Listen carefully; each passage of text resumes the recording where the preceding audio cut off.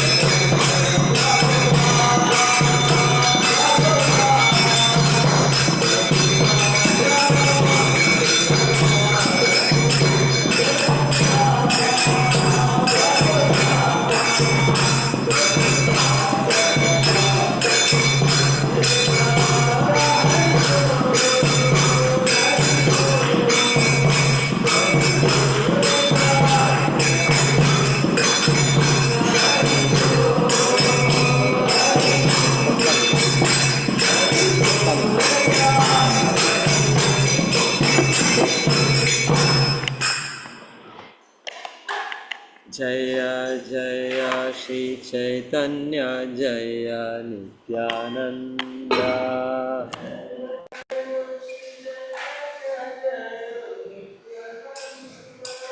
जय जय श्री चैतन्य जय नित्यानंद।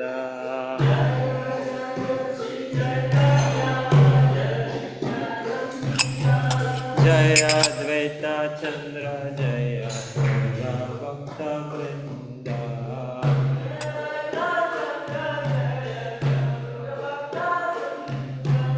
जय अद्वैत चंद्र जय गौर भक्त वृंद।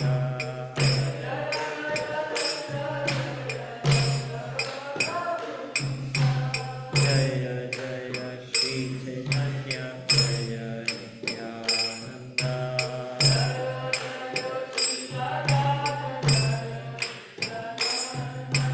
जय जय श्री चैतन्य जय नित्यानंद।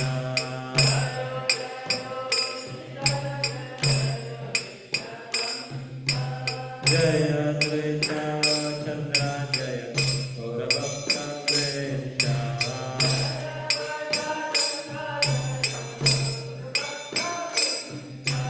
जय अद्वैत चंद्र जय गौर भक्त वृंद।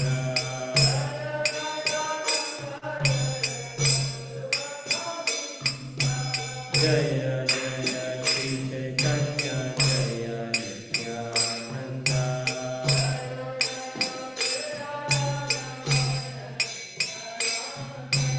जय जय श्री चैतन्य जय नित्यानंद।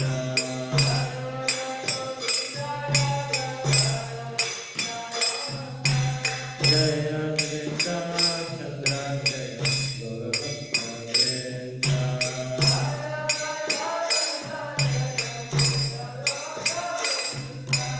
जय अद्वैत चंद्र जय गौर भक्त वृंद।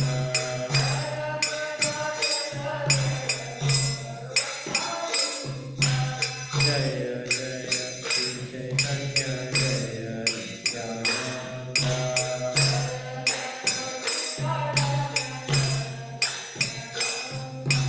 जय जय श्री चैतन्य जय नित्यानंद।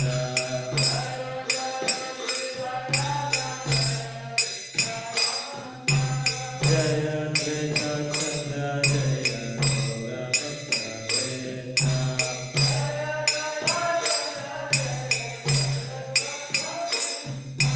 जय अद्वैत चंद्र जय गौर भक्त वृंद।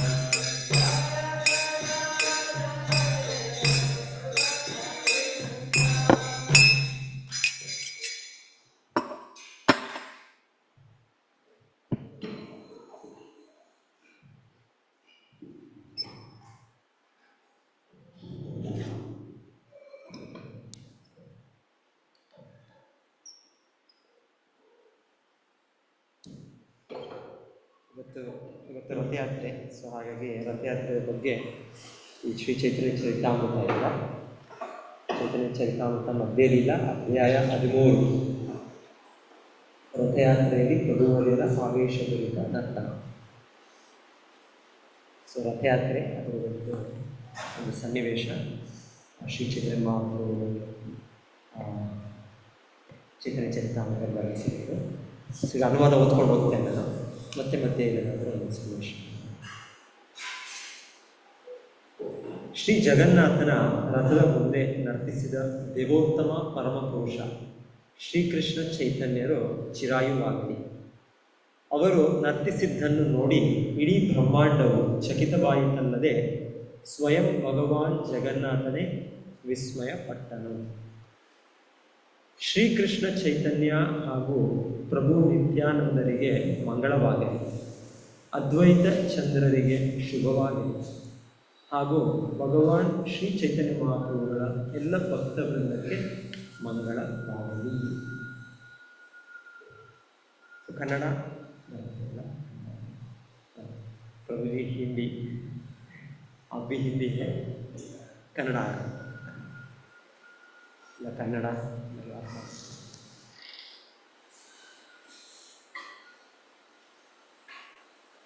ಶ್ರೀ ಚೈತನ್ಯ ಚರಿತಾಮೃತ ಶ್ರೋತೃಗಳೆಲ್ಲರಿಗೂ ಮಂಗಳವಾಗಲಿ. ರಥಯಾತ್ರೆಯ ಸಮಯದಲ್ಲಿ ಭಗವಾನ್ ಚೈತನ್ಯ ಮಹಾಪ್ರಭುಗಳು ನರ್ತಿಸುವುದರ ವರ್ಣನೆಯನ್ನು ದಯಮಾಡಿ ಆಲಿಸಿ. ಪ್ರಭುಗಳ ನರ್ತನವು ನಯನ ಮನೋಹರವಾದದ್ದು, ಈ ಬಗೆಗೆ ಮನಸ್ಸಿಟ್ಟು ಆಲಿಸಿ.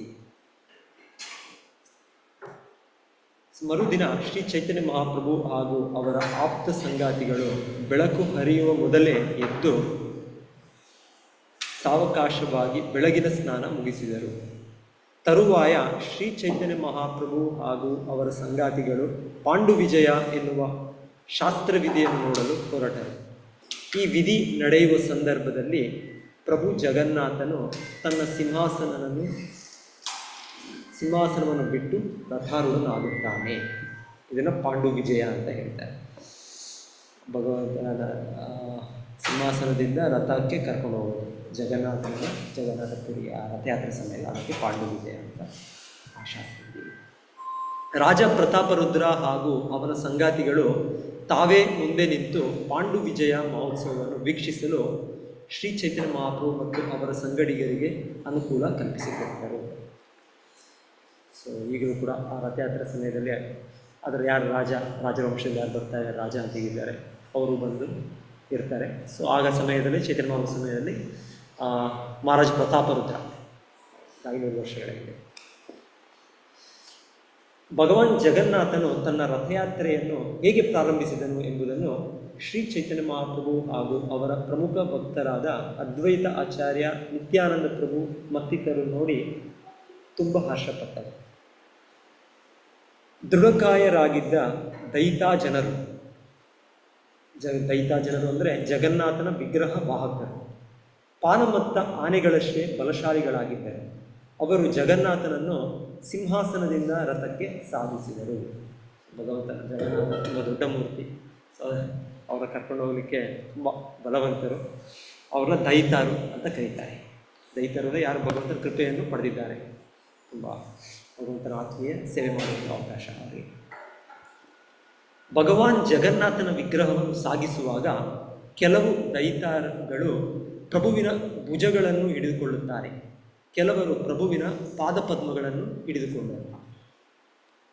ಜಗನ್ನಾಥನ ವಿಗ್ರಹದ ಸೊಂಟದ ಭಾಗವನ್ನು ರೇಷ್ಮೆಯಿಂದ ಮಾಡಲಾಗಿದ್ದ ಬಲವಾದ ಹಾಗೂ ದಪ್ಪನೆಯ ಹಗ್ಗದಿಂದ ಬಿಗಿಯಲಾಗಿತ್ತು. ದೈತಾಗಳು ಆ ಹಗ್ಗವನ್ನು 2 ಕಡೆಗಳಿಂದ ಹಿಡಿದು ವಿಗ್ರಹವನ್ನು ಮೇಲೆತ್ತಿದರು. ಭಗವಂತ ಜಗನ್ನಾಥನ ಮೇಲೆತ್ತಿದರು. ಸಿಂಹಾಸನ ಹಾಗೂ ರಥಗಳಲ್ಲಿ ಎದ್ದೆಡೆಯ ನಡುವಿನ ದಾರಿಯುದ್ದಕ್ಕೂ ತುಲಿಗಳು ಎಂಬ ಹೆಸರಿನ ಕಸುಳ್ಳ ಹಾಗೂ ಉಬ್ಬಿದ ದಿಂಬುಗಳನ್ನು ಹಾಸಲಾಗಿತ್ತು. ಭಗವಂತ ದೊಡ್ಡ ಮೂರ್ತಿ, ಇದರಿಂದ ಅವರ ಗರ್ಭ ಗುಡಿಯಲ್ಲಿ ಅವರ ಸಿಂಹಾಸನ, ಅಲ್ಲಿಂದ ರಥ ಅವರ ಕರ್ಕೊಂಡು ಹೋಗೋದಕ್ಕೆ ಮಧ್ಯೆ ಮಧ್ಯೆ ಒಂದು ಮೆತ್ತಗೆ ಹಾಸಿಗೆ ಥರ, ಅದಕ್ಕೆ ತುಲಿ ಅಂತ ಹೇಳ್ತಾರೆ. ಮೆತ್ತಗಿರುವ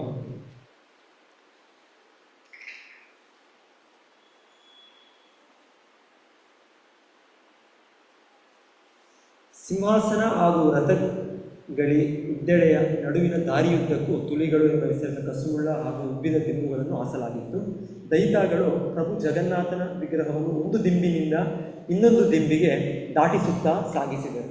ಕುತ್ಕೊಂಡು ಹೋಗೋಕ್ಕಾಗಲ್ಲ, ಭಗವಂತನ ಇಡಬೇಕು, ಮತ್ತು ಇನ್ನೊಂದು ಹೆಜ್ಜೆ ಮುಂದೆ ಇಡಬೇಕು. ಆದರೆ ನೆಲದ ಮೇಲೆ ಕರ್ಕೊಂಡು ಹೋಗಲ್ಲ, ಭಗವಂತನೇ ಆ ಹಾಸಿಗೆ ಅದರ ಮೇಲೆ ದಿಂಬು ಮೇಲೆ ಹಾಕಿ ಕರ್ಕೊಂಡು ಹೋಗ್ತಾರೆ. ದೈತ ಜನರು ಜಗನ್ನಾಥನ ವಿಗ್ರಹವನ್ನು ಒಂದು ದಿಂಬಿನಿಂದ ಇನ್ನೊಂದಕ್ಕೆ ಹೊತ್ತು ಸಾಗಿಸುತ್ತಿದ್ದಾಗ ಕೆಲವು ದಿಂಬುಗಳು ಒಡೆದುಕೊಂಡು ಅವುಗಳಲ್ಲಿನ ಹತ್ತಿ ಗಾಳಿಯಲ್ಲಿ ತೇಲಾಡುತ್ತಿತ್ತು. ಎಷ್ಟು ಭಾರ ಇದೆ ಅಂದರೆ ಆ ದಿಂಬುಗಳೇ ಹೊಡೆದೋಗಿ ಎಲ್ಲ ಒಳಗಿರೋ ಎಲ್ಲ ಹತ್ತಿಗಳೆಲ್ಲ ಹೊರಗೆ ಬರ್ತಾರೆ. ಅಲ್ಲದೆ ದಿಂಬುಗಳು ಒಡೆದುಕೊಂಡಾಗ ಪಟಪಟ ಸದ್ದಾಗುತ್ತಿತ್ತು. ಭಗವಾನ್ ಜಗನ್ನಾಥನು ಇಡೀ ಬ್ರಹ್ಮಾಂಡದ ಪಾಲಕ. ಅವನನ್ನು ಒಂದು ಸ್ಥಳದಿಂದ ಇನ್ನೊಂದಕ್ಕೆ ಯಾರು ತಾನೇ ಹೊತ್ತು ಸಾಗಿಸಬಲ್ಲರು. ಲೀಲೆಗಳನ್ನು ಮೆರೆಯಲಿಕ್ಕಾಗಿ ಮಾತ್ರ ಪ್ರಭುವು ಸ್ವ ಇಚ್ಛೆಯಿಂದ ಆಡುತ್ತಾನೆ. ಪ್ರಭು ಜಗನ್ನಾಥನನ್ನು ಸಿಂಹಾಸನದಿಂದ ರಥಕ್ಕೆ ಒಯ್ಯಲಾಗುತ್ತಿದ್ದಾಗ ನಾನಾ ಬಗೆಯ ಸಂಗೀತ ವಾದ್ಯಗಳನ್ನು ವಾಜಿಸಿ ಭಾರಿ ಗದ್ದಲ ಮಾಡಲಾಯಿತು. ಶ್ರೀ ಚೈತನ್ಯ ಮಹಾಪ್ರಭುಗಳು ಮಣಿಮಾ ಮಣಿಮಾ ಎಂದು ಜಪಿಸುತ್ತಿದ್ದರು. ಆದರೆ ಅವರ ಮಾತು ಯಾರಿಗೂ ಕೇಳಿಸುತ್ತಿರಲಿಲ್ಲ. ಗೌರವಾರ್ಹನಾದ ವ್ಯಕ್ತಿಯನ್ನು ಸಂಬೋಧಿಸಿ ಮಾತನಾಡಲು ಮಣಿಮಾ ಎಂಬ ಶಬ್ದವನ್ನು ಒರಿಸ್ಸಾ ಪ್ರಾಂತದ ಜನ ಬಳಸುತ್ತಾರೆ. ಇದೇ ಶಬ್ದವನ್ನು ಬಳಸಿ ಶ್ರೀ ಚೈತನ್ಯ ಮಹಾಪ್ರಭುಗಳು ಜಗನ್ನಾಥನಿಗೆ ಗೌರವ ತೋರಿಸುತ್ತಿದ್ದರು. ಪ್ರಭುವನ್ನು ಸಿಂಹಾಸನದಿಂದ ರಥಕ್ಕೆ ಒಯ್ಯಲಾಗುತ್ತಿದ್ದಾಗ ಇತ್ತ ಪ್ರತಾಪರುದ್ರ ರಾಜನು ಬಂಗಾರದ ಹಿಡಿಯಿದ್ದ ಪೊರಕೆಯಿಂದ ರಸ್ತೆಯನ್ನು ಗುಡಿಸುವುದರ ಮೂಲಕ ಪ್ರಭುವಿಗೆ ಸ್ವಂತದ ಸೇವೆ ಸಲ್ಲಿಸುವುದರಲ್ಲಿ ಮಗ್ನನಾದನು. ಸೊ ಈಗ ಭಗವಂತನನ್ನು ಕರ್ಕೊಂಡು ಹೋಗ್ತಾ ಇದ್ದಾರೆ.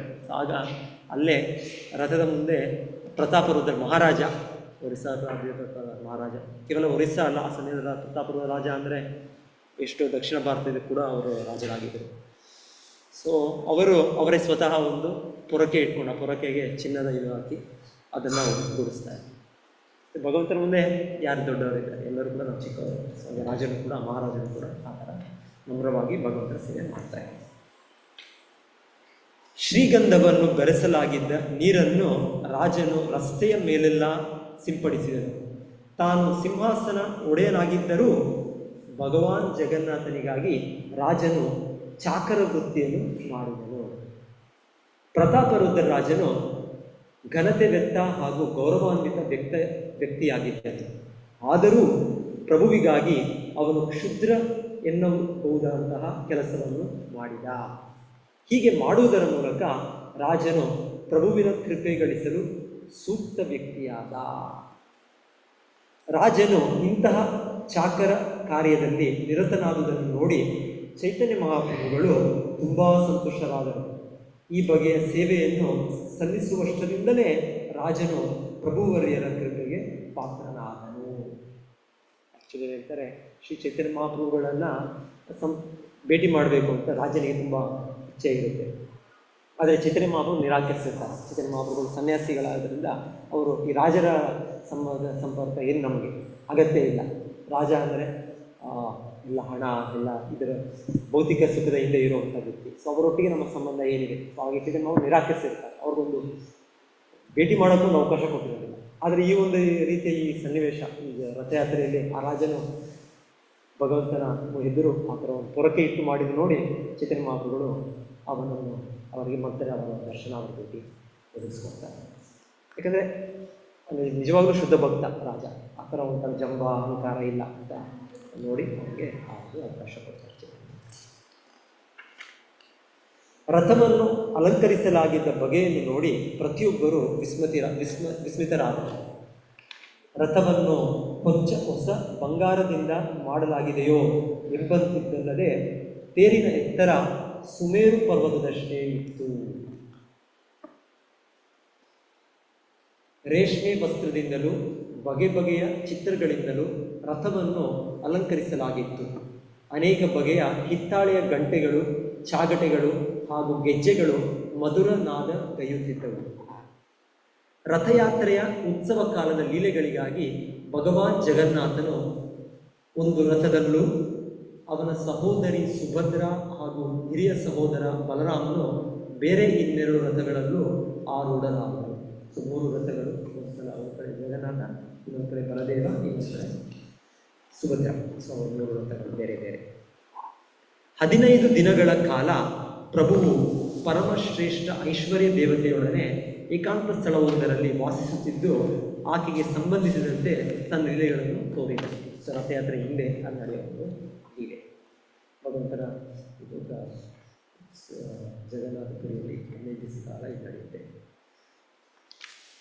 ಇದರಲ್ಲಿ ಸ್ನಾನಯಾತ್ರೆಯಿಂದ ಶುರು ಅಂತ ಅನವಸರ ಅಂತ ಇದು ಕರೀತಾರೆ. ಸೊ 15 ದಿವಸ ಅದ ನಂತರ ಜಗನ್ನಾಥಯಾತ್ರೆ ಶುರು ಆಗುತ್ತೆ. ಸೊ ಐಶ್ವರ್ಯ ದೇವತೆ ಅಂದರೆ ಲಕ್ಷ್ಮೀದೇವಿ ಅಪ್ಪಣೆ ಪಡೆದು ಪ್ರಭು ಜಗನ್ನಾಥನು ರಥಾರೂಢನಾಗಲು ಹೊರಬಂದನು. ಭಕ್ತರನ್ನು ಸಂತೋಷಪಡಿಸುವುದಕ್ಕಾಗಿ ಲೀಲೆಗಳನ್ನು ತೋರುವುದು ಪ್ರಭುವಿನ ಉದ್ದೇಶವಾಗಿತ್ತು. ಸೊ 15 ದಿವಸ ಇದು ರಥಯಾತ್ರೆ ಆಗುವ ಮುಂಚೆ ಜಗನ್ನಾಥನಿಗೆ ದರ್ಶನ ಯಾರಿಗೂ ಸಿಗೋದಿಲ್ಲ. 15 ದಿವಸ ಕ್ಲೋಸ್. ಭಗವಂತನ ಸೇವೆ ನಡೆಯುತ್ತೆ, ಆದರೆ ಭಗವಂತನ ದರ್ಶನ ಯಾರಿಗೂ ಸಿಗೋದಿಲ್ಲ. ಅದು ಭಗವಂತನ ಮತ್ತೆ 15 ವರ್ಷದ ನಂತರ ಹೊರಬಂದು ರಥಗಳಲ್ಲಿ ರಥಯಾತ್ರೆ ನಡೆಸ್ತಾರೆ. ಸೊ ಈ ಲಕ್ಷ್ಮೀದೇವಿ ಅಪ್ಪಣೆ ಪಡೆದು ಪ್ರಭು ಜಗನ್ನಾಥನು ರಥಾರೂಢನಾಗಲು ಹೊರಬಂದರು. ಭಕ್ತರನ್ನು ಸಂತೋಷಪಡಿಸುವುದಕ್ಕಾಗಿ ಲೀಲೆಗಳನ್ನು ತೋರುವುದು ಭಗವಂತನ ಉದ್ದೇಶವಾಗಿತ್ತು. ಹಾದಿಯುದ್ದಕ್ಕೂ ಹರಡಿ ಹೊಕ್ಕೊಂಡಿದ್ದ ನವಿರಾದ ಬಿಳಿಯ ಬಣ್ಣದ ಮರಳು ಯಮುನಾ ನದಿಯ ತೀರವನ್ನು ನೆನಪಿಗೆ ತರುತ್ತಿತ್ತು. ಹಾಗೆಯೇ ಹಾದಿಯ ಇಕ್ಕೆಲಗಳಲ್ಲಿದ್ದ ವನಗಳು ಬೃಂದಾವನದ ವನಗಳಂತೆಯೇ ಇದ್ದುವು. ಪ್ರಭು ಜಗನ್ನಾಥನು ರಥದಲ್ಲಿ ಕುಳಿತು ಮುಂದೆ ಸಾಗುತ್ತಿದ್ದಂತೆ ಹಾದಿಯ 2 ಪಾರ್ಶ್ವಗಳ ಸೌಂದರ್ಯವನ್ನು ಆಸ್ವಾದಿಸಿದ. ಅವನ ಮನಸ್ಸು ಹರ್ಷದಿಂದ ತುಂಬಿತು. ಈಗ ನೋಡಿದ್ರೆ ಎಲ್ಲ ಬದಲಾಗಿಬಿಟ್ಟಿದೆ. ಸ್ಟ್ರೀಟ್ ರಥ ಸ್ಟ್ರೀಟ್ ಏನೂ ಇಲ್ಲ, ಹೀಗೆಲ್ಲ ಬಿಲ್ಡಿಂಗ್ ಇಲ್ಲ. ಆದರೆ ಆಗ ನೋಡೋದಾಗೆಲ್ಲ ಇರ್ತಾರೆ. ರಥವನ್ನು ಎಳೆಯುತ್ತಿದ್ದವರಿಗೆ ಗೌಡರು ಎಂಬ ಹೆಸರಿತ್ತು. ಈ ಜನ ರಥವನ್ನು ಹರ್ಷದಿಂದ ಎಳೆಯುತ್ತಿದ್ದರು. ಆದರೂ ರಥವು ಕೆಲವು ಸಲ ವೇಗವಾಗಿಯೂ ಕೆಲವು ಸಲ ತುಂಬ ನಿಧಾನವಾಗಿಯೂ ಮುಂದೆ ಚಲಿಸುತ್ತಿತ್ತು. ರಥ ಎಳೆಯೋರು ಅವನ್ನ ಗೌಡರು ಕರೆಯೋದು.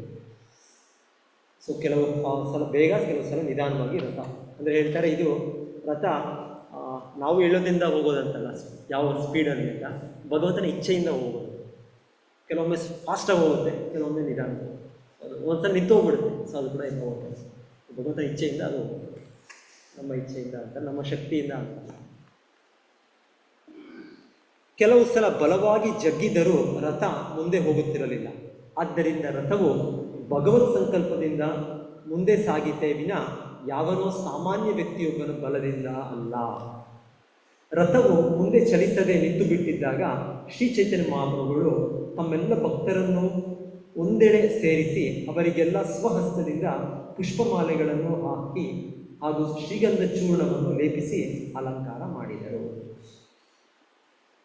ಪರಮಾನಂದ ಪುರಿ ಹಾಗೂ ಬ್ರಹ್ಮಾನಂದ ಭಾರತೀಯರಿಗೆ ಶ್ರೀ ಚೈತನ್ಯ ಮಹಾಪ್ರಭುಗಳು ಸ್ವಹಸ್ತದಿಂದ ಪುಷ್ಪಮಾಲಿಕೆ ಹಾಗೂ ಶ್ರೀಗಂಧ ಚೂರ್ಣವನ್ನು ನೀಡಿದರು. ಈ ಪ್ರಸಂಗವು ಅವರಿಬ್ಬರ ದಿವ್ಯ ಸಂತೋಷವನ್ನು ವರ್ಧಿಸಿತು.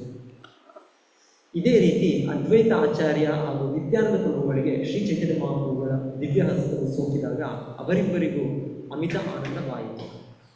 ಸಂಕೀರ್ತನ ತಂಡದವರಿಗೂ ಪ್ರಭುವರಿಯರು ಶ್ರೀಗಂಧ ಚೂರ್ಣವನ್ನು ನೀಡಿದರು. ಸಂಕೀರ್ತನೆ ಮಾಡಿದವರಲ್ಲಿ ಸ್ವರೂಪ ದಾಮೋದರ ಹಾಗೂ ಶ್ರೀವಾಸ ಠಾಕೂರ ಈ ಇಬ್ಬರು ಪ್ರಮುಖರು. ಸಂಕೀರ್ತನೆ ಮಾಡುವವರದು ಒಟ್ಟು 4 ತಂಡಗಳಿದ್ದವು. ಅವರ ಒಟ್ಟು ಸಂಖ್ಯೆ 24. ಪ್ರತಿ ಸಂಕೀರ್ತನ ತಂಡದಲ್ಲಿ ಇಬ್ಬಿಬ್ಬರು ಮೃದಂಗ ವಾದಕರಿದ್ದರು. ಹೀಗಾಗಿ ಸಂಕೀರ್ತನ ತಂಡಕ್ಕೆ ಈ 8 ಜನ ಹೆಚ್ಚುವರಿಯಾಗಿ ಸೇರಿದಂತಾಯಿತು. ಸಂಕೀರ್ತನಕಾರರನ್ನು 4 ತಂಡಗಳಾಗಿ ವಿಂಗಡಿಸಿದ್ದಾದ ಮೇಲೆ ಶ್ರೀ ಚೈತನ್ಯ ಮಹಾಪ್ರಭುಗಳು ಸ್ವಲ್ಪ ಹೊತ್ತು ಯೋಚಿಸಿ ಗಾಯಕರನ್ನು ವಿಭಾಗಿಸಿದರು. ನಿತ್ಯಾನಂದ ಪ್ರಭು, ಅದ್ವೈತ ಆಚಾರ್ಯ, ಹರಿದಾಸ ಠಾಕೂರ ಹಾಗೂ ವಕ್ರೇಶ್ವರ ಪಂಡಿತ ಈ 4 ತಲಾ ಒಂದೊಂದು ಸಂಕೀರ್ತನ ತಂಡದಲ್ಲಿ ಸೇರಿಕೊಂಡು ನರ್ತನ ಮಾಡುವಂತೆ ಶ್ರೀ ಚೈತನ್ಯ ಮಹಾಪ್ರಭುಗಳು ಆಜ್ಞೆ ಮಾಡಿದರು. ಮೊದಲ ಸಂಕೀರ್ತನ ತಂಡಕ್ಕೆ ಸ್ವರೂಪ ದಾಮೋದರರನ್ನು ಮುಖ್ಯಸ್ಥರನ್ನಾಗಿ ಆರಿಸಲಾಯಿತು. ಅವರ ಸಂಕೀರ್ತನೆಗೆ ಪ್ರತಿಸ್ಪಂದಿಸಲು 5 ಸಹಾಯಕರನ್ನು ಚೈತನ್ಯರು ಕೊಟ್ಟರು. ದಾಮೋದರ ಪಂಡಿತ, ನಾರಾಯಣ, ಗೋವಿಂದ ದತ್ತ, ರಾಘವ ಪಂಡಿತ ಮತ್ತು ಶ್ರೀ ಗೋವಿಂದಾನಂದ ಈ 5 ಸ್ವರೂಪ ದಾಮೋದರರ ಹಾಡುಗಾರಿಕೆಗೆ ಪ್ರತಿಸ್ಪಂದಿಸಿದರು. ಮೊದಲನೆಯ ತಂಡದಲ್ಲಿ ಸೇರಿ ನರ್ತಿಸುವಂತೆ ಅದ್ವೈತ ಆಚಾರ್ಯರಿಗೆ ಆಜ್ಞೆ ನೀಡಲಾಯಿತು. ತರುವಾಯ ಪ್ರಭುವರಿಯರು ಇನ್ನೊಂದು ತಂಡವನ್ನು ನಿರ್ಮಿಸಿ ಅದಕ್ಕೆ ಶ್ರೀವಾಸ ಠಾಕೂರರನ್ನು ಮುಖ್ಯಸ್ಥರನ್ನಾಗಿ ನೇಮಿಸಿದರು. ಶ್ರೀವಾಸ ಠಾಕೂರರ ಜೊತೆ ಹಾಡಿಕೆಯಲ್ಲಿ ಭಾಗವಹಿಸುವುದರೆಂದರೆ ಗಂಗಾದಾಸ, ಹರಿದಾಸ, ಶ್ರೀಮಾನ್, ಶುಭಾನಂದ ಹಾಗೂ ಶ್ರೀರಾಮ ಪಂಡಿತ. ಈ ತಂಡದಲ್ಲಿ ನರ್ತಿಸಲು ಶ್ರೀ ನಿತ್ಯಾನಂದ ಪಂಡಿತರನ್ನು ನೇಮಿಸಲಾಯಿತು. ವಾಸುದೇವ, ಗೋಪಿನಾಥ ಹಾಗೂ ಮುರಾರಿಯವರನ್ನು ಒಳಗೊಂಡಂತೆ ಇನ್ನೊಂದು ತಂಡವನ್ನು ರಚಿಸಲಾಯಿತು. ಈ 3 ಜೊತೆಯ ಹಾಡುಗಾರರಾಗಿದ್ದರು. ಮುಕುಂದ ಈ ತಂಡದ ಮುಖ್ಯ ಗಾಯಕ. ಇನ್ನಿಬ್ಬರು ಶ್ರೀಕಾಂತ ಹಾಗೂ ವಲ್ಲಭಸೇನ ಜೊತೆಯ ಹಾಡುಗಾರರಾಗಿ ಸೇರಿಕೊಂಡರು. ಈ ತಂಡದಲ್ಲಿ ನರ್ತನ ಮಾಡಿದವರು ದೊಡ್ಡ ಹರಿದಾಸ. ಗೋವಿಂದ ಘೋಷರನ್ನು ನಾಯಕರನ್ನಾಗಿ ಮಾಡಿ ಪ್ರಭುವರಿಯರು ಇನ್ನೊಂದು ತಂಡವನ್ನು ರಚಿಸಿದರು. ಈ ಗುಂಪಿನಲ್ಲಿ ಕಿರಿಯ ಹರಿದಾಸ, ವಿಷ್ಣುದಾಸ ಹಾಗೂ ರಾಘವ ಈ 3 ಜೊತೆಯ ಗಾಯಕರಾಗಿದ್ದಾರೆ. ಮಾಧವ ಘೋಷ ಹಾಗೂ ವಾಸುದೇವ ಘೋಷ ಎಂಬ 2 ಸಹೋದರರು ಕೂಡ ಈ ತಂಡದಲ್ಲಿ ಜೊತೆಯ ಗಾಯಕರಾಗಿ ಸೇರಿಕೊಂಡರು. ನರ್ತನ ಮಾಡಿದವರು ವಕ್ರೇಶ್ವರ ಪಂಡಿತ. ಕುಲಿನ ಗ್ರಾಮ ಎಂಬ ಹೆಸರಿನ ಹಳ್ಳಿಯಿಂದ ಅಲ್ಲಿಗೆ ಒಂದು ಸಂಕೀರ್ತನ ಗೋಷ್ಠಿ ಬಂದಿತ್ತು. ಈ ಗೋಷ್ಠಿಯಲ್ಲಿ ನರ್ತಿಸಲು ರಾಮಾನಂದ ಹಾಗೂ ಸತ್ಯರಾಜ ಎನ್ನುವರನ್ನು ನೇಮಿಸಲಾಯಿತು. ಶಾಂತಿಪುರ ಎನ್ನುವ ಗ್ರಾಮದಿಂದ ಇನ್ನೊಂದು ಸಂಕೀರ್ತನ ಗೋಷ್ಠಿ ಬಂದಿತ್ತು. ಇದನ್ನು ಅಚ್ಯುತಾನಂದ ಎನ್ನುವರು ರಚಿಸಿದ್ದರು. ಅಲ್ಲದೆ ಅವರೇ ಈ ತಂಡದ ನರ್ತಕರು ಆಗಿದ್ದರು. ಗೋಷ್ಠಿಯ ಇತರರು ಹಾಡುಗಾರರಾಗಿದ್ದರು. ಖಂಡೇರ ಎನ್ನುವ ಸ್ಥಳದ ಜನ ಇನ್ನೊಂದು ಸಂಗೀತ ಗೋಷ್ಠಿ ರಚಿಸಿದರು. ಈ ತಂಡದ ಜನ ಬೇರೊಂದೆಡೆಯಲ್ಲಿ ಹಾಡುಗಾರಿಕೆ ನಡೆಸಿದರು. ನರಹರಿ ಪ್ರಭು ಹಾಗೂ ರಘುರಂಗನ ನರ್ತಿಸಿದರು. ಜಗನ್ನಾಥನ ಎದುರಿನಲ್ಲಿ ಗೋಷ್ಠಿಗಳವರು ಸಂಕೀರ್ತನೆ ಮಾಡಿದರು. ತೇರಿನ ಎಡಬಲಗಳಲ್ಲಿ ಇನ್ನೊಂದೊಂದು ಗೋಷ್ಠಿಗಳವರಿದ್ದರು. ಇನ್ನು 4 ತಂಡಗಳವರು ರಥದ ಹಿಂಬದಿಯಲ್ಲಿದ್ದರು. ಸೊ ಇಲ್ಲಿ ಹೇಳ್ತಾ ಇರೋದು ಈ ರಥಯಾತ್ರೆ ನಡೆದ ಹಾಗೆ 3 ರಥಗಳು. ಸೊ ಚೈತನ್ಯ ಮಹಾಪ್ರಭು ಅವರು ಆಯೋಜಿಸಿದ್ದು 7 ತಂಡಗಳು ಸಂಕೀರ್ತನೆ. ಸೊ ಭಗವಂತನ ಎದುರು ಒಂದು ತಂಡ, ಭಗವಂತನ ಎಡಗಡೆ, ಭಗವಂತನ ಬಲಗಡೆ, ಭಗವಂತನ ಎಡಗಡೆ ಒಂದೊಂದು ತಂಡ, ಹಿಂದೆ 4 ತಂಡ. ಸೊ 1, 2, 3, 4, 5, 6, 7 ತಂಡಗಳಾಗಿ ಭಗವಂತನ ರಥ ಸುತ್ತು ಕೀರ್ತನೆ ಮಾಡ್ತಾರೆ. ಸೊ ಆ ಕೀರ್ತನೆಯಲ್ಲಿ ಒಂದೊಂದು ತಂಡದಲ್ಲೂ ಮುಖ್ಯವಾಗಿ ಎಷ್ಟು ಜನ ಹೇಳ್ತಾ ಇದ್ದಾರೆ? 8 ಜನ ಅಂತ ಹೇಳ್ತಾರೆ ಒಂದೊಂದು ತಂಡದಲ್ಲಿ.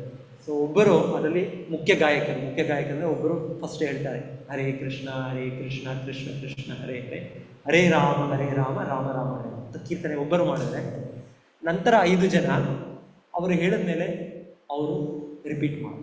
ನಾವು ಕೀರ್ತನೆ ಮಾಡ್ತೇವೆ, ಕೀರ್ತನೆ ಒಬ್ಬರು ಹೇಳ್ತಾರೆ ಒಂದು, ಆಮೇಲೆ ಎಲ್ಲರೂ ಸೇರಿ ಹೇಳ್ತಾರೆ ನಾವು. ಸೊ ಅದೇ ರೀತಿ ಹೇಳ್ತಾರೆ ಕೀರ್ತನೆಯಲ್ಲಿ. ಇಲ್ಲಿ ಇದು ಅಷ್ಟು ಎಲ್ಲ ಇದನ್ನು ಪಬ್ಲಿಕಲ್ಲಿ ಮಾಡುವಾಗ ಸೊ ಒಬ್ಬರು ಹೇಳೋದು, ಇನ್ನೊಂದು 5 ಜನ ಅದನ್ನು ರಿಪೀಟ್ ಮಾಡ್ತಾರೆ. 5 ಜನ ಗಟ್ಟಿಯಾಗಿ ದೊಡ್ಡ ಸ್ವರದಿಂದ ಮುಖ್ಯವಾಗಿ ಅವರು ಹೇಳ್ತಾರೆ. ಸೊ ಜನರು ಕೂಡ ಹೇಳ್ತಾ ಇದ್ರು ಇಲ್ಲ ಅಂತಾರೆ, ಆದರೆ ಮುಖ್ಯವಾಗಿ ಆ ತಂಡದಲ್ಲಿ ಒಬ್ಬರು ಹೇಳೋದು, ಇನ್ನೊಂದು 5 ಜನ ಹೇಳೋದು, ಮತ್ತು ಅವರ ಹೇಳೋದಕ್ಕಿಂತ ರಿಪೀಟ್ ಜೊತೆಗೆ ಇಬ್ಬರು ಮೃದಂಗ ಬಾರಿಸ್ತಾರೆ. ಇಲ್ಲ ಮೃದಂಗ ಒಬ್ಬರು ಬಾರಿಸ್ತಾರೆ. ಸೊ ಹೇಳ್ತಾರೆ ಒಂದೊಂದು ತಂಡದಲ್ಲಿ ಹಾಗೆ 8 ಜನ ಕೋರ್ ಗ್ರೂಪ್, ಮತ್ತು ಜನರು ಯಾರು ಸೇರ್ಕೊಳ್ತಾರೆ ಅವ್ರ ಜೊತೆ ಹೇಳ್ತಾರೆ. ಆದರೆ ಮುಖ್ಯವಾಗಿ ಈ 8 ಜನ ಒಂದು ತಂಡ, ಅದು ಮುಂದೆ ಒಂದು ತಂಡ, ಬಲಗಡೆಗೆ ಒಂದು ತಂಡ, ಹಿಂದೆ ಒಂದು ತಂಡ, ಹಿಂದೆ 5 ತಂಡ. ಸೊ 8 ತಂಡಗಳು ಕೀರ್ತನೆ ಒಂದೇ ಏಕಸಮಯದಲ್ಲಿ ನಡೀತಾರೆ. ಯಾಕಂದರೆ ಅಷ್ಟು ಜನ, ಲಕ್ಷ ಜನ ಈಗಲೂ ಕೂಡ ರಥಯಾತ್ರೆ ಮಾಡಬೇಕು. ಅಷ್ಟು ಜನ ಅಲ್ಲಿ ನಡೆಯುವಾಗ ಸೊ ಎಲ್ಲರಿಗೂ ಕೇಳಿಸೋದು ಹೇಗೆ? ಸೊ ಎಲ್ಲ ಕಡೆ ಸಂಕೀರ್ತನೆ ನಡೀತಾರೆ. 8 ತಂಡಗಳು ಜೊತೆ ಆಯೋಜನೆ ಮಾಡಿ.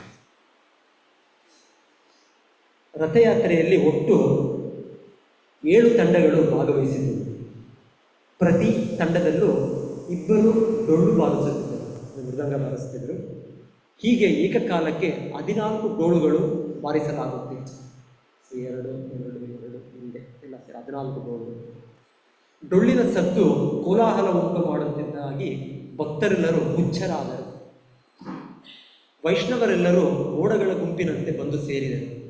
ಭಕ್ತರು ದೈವೋನ್ಮಾದವಶರಾಗಿ ಹರಿಯ ಪವಿತ್ರ ನಾಮಗಳನ್ನು ಸಂಕೀರ್ತಿಸುತ್ತಿದ್ದಂತೆ ಅವರ ಕಣ್ಣುಗಳಿಂದ ಮಳೆಯಂತೆ ನೀರು ಸುರಿಯಿತು. ಸೊ ಹಾಗೆ ಭಗವಂತನ ನಾಮವನ್ನು ಅವರು ಕೀರ್ತನೆ ಮಾಡುವಾಗ ಅಷ್ಟು ದಿವ್ಯ ಆನಂದದಲ್ಲಿ ಅವರ ಕಣ್ಣುಗಳಿಂದ ಕೂಡ ನೀರು ಬರ್ತಾ ಇರ್ತದೆ. ಸಂಕೀರ್ತನೆಯ ನಾದವು ಮೊಳಗಿ 3 ಲೋಕಗಳನ್ನು ತುಂಬಿಕೊಂಡಿತು. ದಿಟದಲ್ಲಿ ಸಂಕೀರ್ತನೆಯ ಧ್ವನಿಯನ್ನು ಹೊರತುಪಡಿಸಿದರೆ ಇತರ ಯಾವ ಸಂಗೀತ ವಾದ್ಯದ ಸದ್ದು ಯಾರಿಗೂ ಕೇಳಿಸುತ್ತಿರಲಿಲ್ಲ. ಸೊ ಅಷ್ಟು ದೊಡ್ಡದಾಗಿ ಸಂಕೀರ್ತನೆ ನಡೀತಾ ಇದೆ. ಹೇಳ್ತಾರೆ ಏನು ಬೇರೆ ಏನು ಮಾತೆ ಏನು ಶಬ್ದ ಕೇಳ್ತಾ ಇಲ್ಲ, ಹರಿ ಹರಿ ಹರೇ ಕೃಷ್ಣ ನಂತರ ಅದೇ ಅಷ್ಟು 3 ಲೋಕಕ್ಕೆ ಹೋಗುವಷ್ಟು ಶಬ್ದ ಮಾಡ್ತಾ ಇದೆ. ಶ್ರೀ ಚೈತನ್ಯ ಮಹಾಪ್ರಭುಗಳು ತಮ್ಮ 2 ಕೈಗಳನ್ನು ಮೇಲೆತ್ತಿ ಹರಿ ಹರಿ ಎಂದು ಜಪಿಸುತ್ತಾ 7 ಸಂಕೀರ್ತನ ಗೋಷ್ಠಿಗಳ ನಡುವೆಯೂ ಓಡಾಡಿದರು. ಜಗನ್ನಾಥನಿಗೆ ಜಯವಾಗಲಿ ಎಂದು ಕೂಗು ಹಾಕಿದರು. ಜೈ ಜಗನ್ನಾಥ್ ಜೈ ಜಗನ್ನಾಥ್. ಸೊ ಚೈತನ್ಯ ಮಹಾಪ್ರಭು ಈ 7 ತಂಡಗಳು ಕೂಡ ಎಲ್ಲ ಕಡೆ ಕೂಡ ಚೈತನ್ಯ ಮಹಾಪ್ರಭು ಖುದ್ದಾಗಿ ಹೋಗಿ ಒಂದರಿಂದ ಇನ್ನೊಂದು ಎಲ್ಲರೂ ಕೂಡ ಪ್ರೋತ್ಸಾಹಿಸ್ತಾರೆ. ಇನ್ನೂ ಜೋರಾಗಿ ಸಂಕೀರ್ತನೆ ಮಾಡಿ.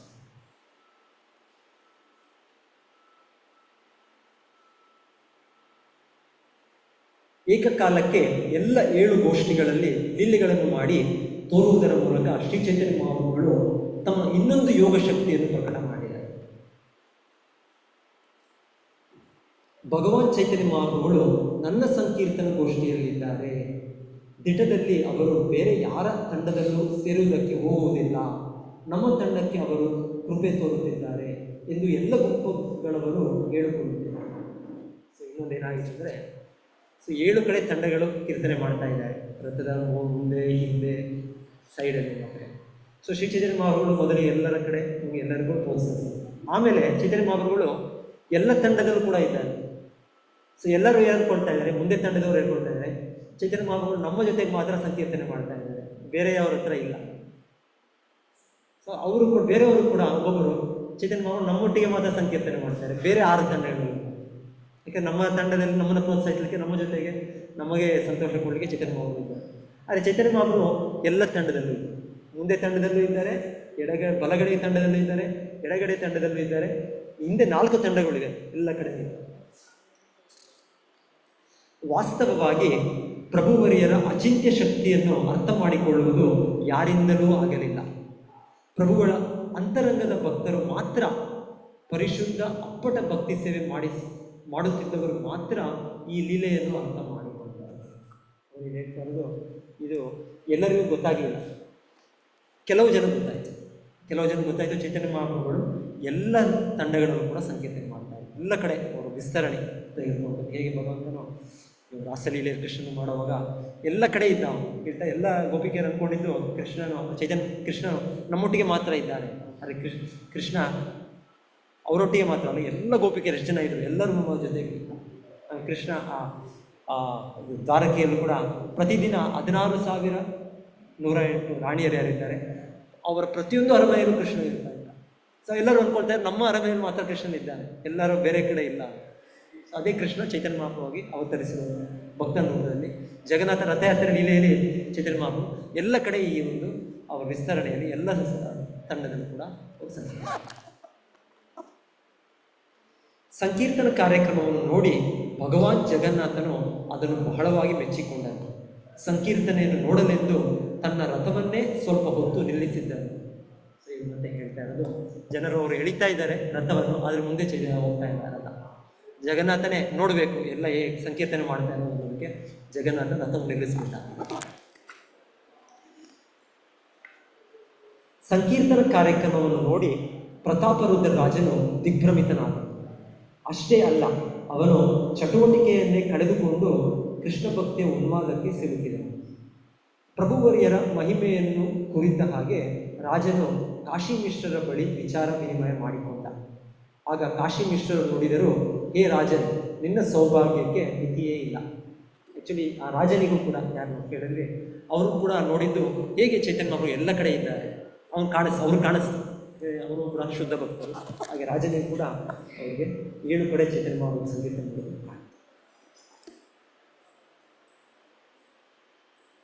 ರಾಜ ಹಾಗೂ ಸಾರ್ವಭೌಮ ಭಟ್ಟಾಚಾರ್ಯ ಈ ಇಬ್ಬರಿಗೂ ಪ್ರಭುವರಿಯರ ಲೀಲಾ ಕಾರ್ಯಗಳ ಬಗೆಗೆ ತಿಳಿದಿತ್ತು.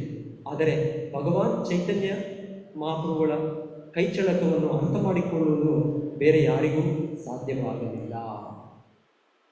ಪ್ರಭುವಿನ ಅನುಗ್ರಹ ಗಳಿಸಿರುವ ಆತನೊಬ್ಬರು ಮಾತ್ರ ಇಂತಹದನ್ನೆಲ್ಲ ಅರ್ಥ ಮಾಡಿಕೊಳ್ಳುತ್ತಾನೆ. ಭಗವಂತನ ಅನುಗ್ರಹವಿಲ್ಲದೆ ಬ್ರಹ್ಮನೇ ಮೊದಲಾದ ಉಪದೇವತೆಗಳು ಇಂತಹ ಲೀಲೆಗಳನ್ನು ಅರ್ಥ ಮಾಡಿಕೊಳ್ಳಲಾರರು. ಬೀದಿ ಗುಣಿಸುವಂತಹ ಚಾಕರ ರೀತಿಯ ಕೆಲಸವನ್ನು ರಾಜನು ಮಾಡಿದ್ದನ್ನು ನೋಡಿ ಶ್ರೀ ಚೈತನ್ಯ ಮಹಾಪ್ರಭುಗಳಿಗೆ ಬಹಳ ಸಂತೋಷವಾಗಿತ್ತು. ಅವನ ಈ ನಮ್ರತೆಗಾಗಿ ರಾಜನಿಗೆ ಶ್ರೀ ಚೈತನ್ಯ ಮಹಾಪ್ರಭುಗಳ ಅನುಗ್ರಹ ದೊರಕಿತು. ಆದ್ದರಿಂದಲೇ ಪ್ರಭುವರಿಯರ ಗೂಢ ಕಾರ್ಯಗಳನ್ನು ನೋಡುವುದು ಅವನಿಗೆ ಸಾಧ್ಯವಾಯಿತು. ಈ ಮೊದಲು ಪ್ರಭುವರಿಯರು ರಾಜನಿಗೆ ಸಂದರ್ಶನ ನೀಡಲು ನಿರಾಕರಿಸಿದ್ದರು. ಆದರೂ ಅವನ ವಿಷಯದಲ್ಲಿ ಪರೋಕ್ಷ ಅನುಗ್ರಹ ತೋರಿದರು. ಶ್ರೀ ಚೈತನ್ಯ ಮಹಾಪ್ರಭುಗಳ ಅಂತರಂಗ ಶಕ್ತಿಯನ್ನು ಯಾರು ತಾನೇ ಅರ್ಥ ಮಾಡಿಕೊಳ್ಳಬಲ್ಲರು. ರಾಜನ ಮೇಲೆ ಪ್ರಭುವರಿಯರು ಅವ್ಯಾಜ ಕರುಣೆ ತೋರಿದ್ದನ್ನು ಈರ್ವರು ಮಹಾನ್ ವ್ಯಕ್ತಿಗಳು ಸಾರ್ವಭೌಮ ಭಟ್ಟಾಚಾರ್ಯ ಹಾಗೂ ಕಾಶಿ ಮಿಶ್ರ ಕಂಡು ಆಶ್ಚರ್ಯಪಟ್ಟರು. ಆ್ಯಕ್ಚುಲಿ ಏನಾಗಿರುತ್ತೆ ಅಂದರೆ, ಚೈತನ್ಯ ಮಹಾಪ್ರಭುನ ಸಂದರ್ಶನ ಮಾಡಲಿಕ್ಕೆ ರಾಜನು ಹಿಂದೆ ಎಷ್ಟೋ ಸಲ ಮನವಿ ಸಲ್ಲಿಸಿರ್ತಾನೆ, ಇವ್ರ ಮೂಲಕನೇ ಕಳಿಸಿರ್ತಾನೆ. ಯಾರ ಹತ್ರ? ಅವರ ರಾಜಪಂಡಿತ ತಾರಕ ಭಟ್ಟಾಚಾರ್ಯ ಮತ್ತು ಅವರ ಇನ್ನೊಬ್ಬರು ಆತ್ಮೀಯರು ಕಾಶಿ ಮಿಶ್ರ. ಸೊ ಇವರ ಮೂಲಕ ಮನವಿ ಕಳಿಸಿರ್ತಾರೆ ಚೈತನ್ಯ ಮಹಾಪ್ರಭು ಭೇಟಿ ಮಾಡಬೇಕು. ಚೈತನ್ಯ ಮಹಾಪ್ರಭು ನಿರಾಕರಿಸಿರ್ತಾರೆ. ಆದರೆ ಈ ಒಂದು ಸನ್ನಿವೇಶ, ಈ ರಥಯಾತ್ರೆ ಸನ್ನಿವೇಶ ಆದಮೇಲೆ ಇಲ್ಲಿ ಚೈತನ್ಯ ಮಹಾಪ್ರಭು ಎದುರೇ, ಜಗನ್ನಾಥನ ಎದುರು ಇವರು ಯಾರು ಮಹಾರಾಜ ಪ್ರತಾಪರುದ್ರ ಒಂದು ಪೊರಕೆ, ಬಂಗಾರದ ಪೊರ ಇದರಿಂದ ಇರೋ ಪೊರಕೆಯಲ್ಲಿ ಆ ಬೀದಿಯನ್ನು ಗುಡಿಸೋದು ನೋಡಿ ಚೈತನ್ಯ ಮಹಾಪ್ರಭುಗಳು ಅವರು ಕರ್ಕೊಂಡು. ಸೊ ಇವರಿಗೆ ಆಶ್ಚರ್ಯ ಆಗಿದೆ. ಇದರ ಹಿಂದೆ ಚೈತನ್ಯ ಮಹಾಪ್ರಭು ನಿರಾಕರಿಸಿದ್ರು. ಆದರೆ ಈಗ ಚೈತನ್ಯ ಮಹಾಪ್ರಭು ಈ ಥರ ಒಂದು ಸಂಕೀರ್ತನೆ ಮಾಡ್ತಾರವರು ನೋಡೋ ಒಂದು ಶಕ್ತಿ ಅವರಿಗೆ ಅನುಗ್ರಹಿಸಿದ್ದಾರೆ ಅಂದರೆ ಹೇಗೆ ಸಾಧ್ಯ ಆಯಿತು ಅಂತ ಅವ್ರು ಕೂಡ ಆಶ್ಚರ್ಯ.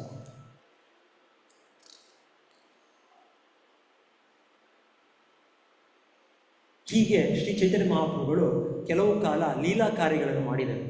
ಸ್ವತಃ ತಾವೇ ಹಾಡುತ್ತಿದ್ದರು ಹಾಗೂ ತಮ್ಮ ಆಪ್ತ ಸಂಗಾತಿಗಳು ನರ್ತಿಸುವಂತೆ ಮಾಡುತ್ತಿದ್ದರು. ಅಗತ್ಯವನ್ನು ನೋಡಿಕೊಂಡು ಪ್ರಭುವರಿಯರು ಕೆಲವು ಸಲ ಒಂದೇ ರೂಪವನ್ನು, ಕೆಲವೊಮ್ಮೆ ಬಹುರೂಪಗಳನ್ನು ಪ್ರದರ್ಶಿಸುತ್ತಿದ್ದರು. ಇದನ್ನು ಅವರು ತಮ್ಮ ಅಂತರಂಗ ಶಕ್ತಿಯಿಂದ ಮಾಡುತ್ತಿದ್ದರು. ದಿಟ್ಟದಲ್ಲಿ ಲೀಲೆಗಳನ್ನು ತೋರುತ್ತಿದ್ದ ಕಾಲದಲ್ಲಿ ದೇವೋತ್ತಮ ಪುರುಷ ಚೈತನ್ಯರು ತಮ್ಮನ್ನು ತಾವೇ ಮರೆತುಕೊಳ್ಳುತ್ತಿದ್ದರು. ಆದರೆ ಪ್ರಭುವರಿಯರ ಉದ್ದೇಶವನ್ನು ಅರಿತುಕೊಳ್ಳುತ್ತಿದ್ದ ಅವರ ಅಂತರಂಗ ಶಕ್ತಿ, ಲೀಲಾಶಕ್ತಿ ಸಕಲ ಏರ್ಪಾಡುಗಳನ್ನು ಮಾಡುತ್ತಿತ್ತು. ಪೂರ್ವದಲ್ಲಿ ಶ್ರೀಕೃಷ್ಣನು ವೃಂದಾವನದಲ್ಲಿ ರಾಸ ಮತ್ತಿತರ ಲೀಲೆಗಳನ್ನು ಹೇಗೆ ತೋರಿದನೋ ಹಾಗೆ ಭಗವಾನ್ ಶ್ರೀ ಚೈತನ್ಯ ಮಹಾಪ್ರಭುಗಳು ಅನುಕ್ಷಣವೂ ಅಸಾಮಾನ್ಯ ಲೀಲೆಗಳನ್ನು ಪ್ರದರ್ಶಿಸಿದರು. ಶ್ರೀ ಚೈತನ್ಯ ಮಹಾಪ್ರಭುಗಳು ಜಗನ್ನಾಥನ ರಥದ ಮುಂದೆ ನರ್ತಿಸಿದ್ದನ್ನು ಪರಿಶುದ್ಧ ಭಕ್ತರು ಮಾತ್ರ ಗ್ರಹಿಸಬಲ್ಲರು. ಇತರರಿಗೆ ಅದೊಂದು ಅರ್ಥವಾಗುವುದಿಲ್ಲ. ಭಗವಾನ್ ಕೃಷ್ಣನ ಅಸಾಮಾನ್ಯ ನರ್ತನದ ವರ್ಣನೆಗಳನ್ನು ಅಪೌರುಷ ಧರ್ಮಗ್ರಂಥವಾದ ಶ್ರೀಮದ್ ಭಾಗವತದಲ್ಲಿ ಕಾಣಬಹುದು.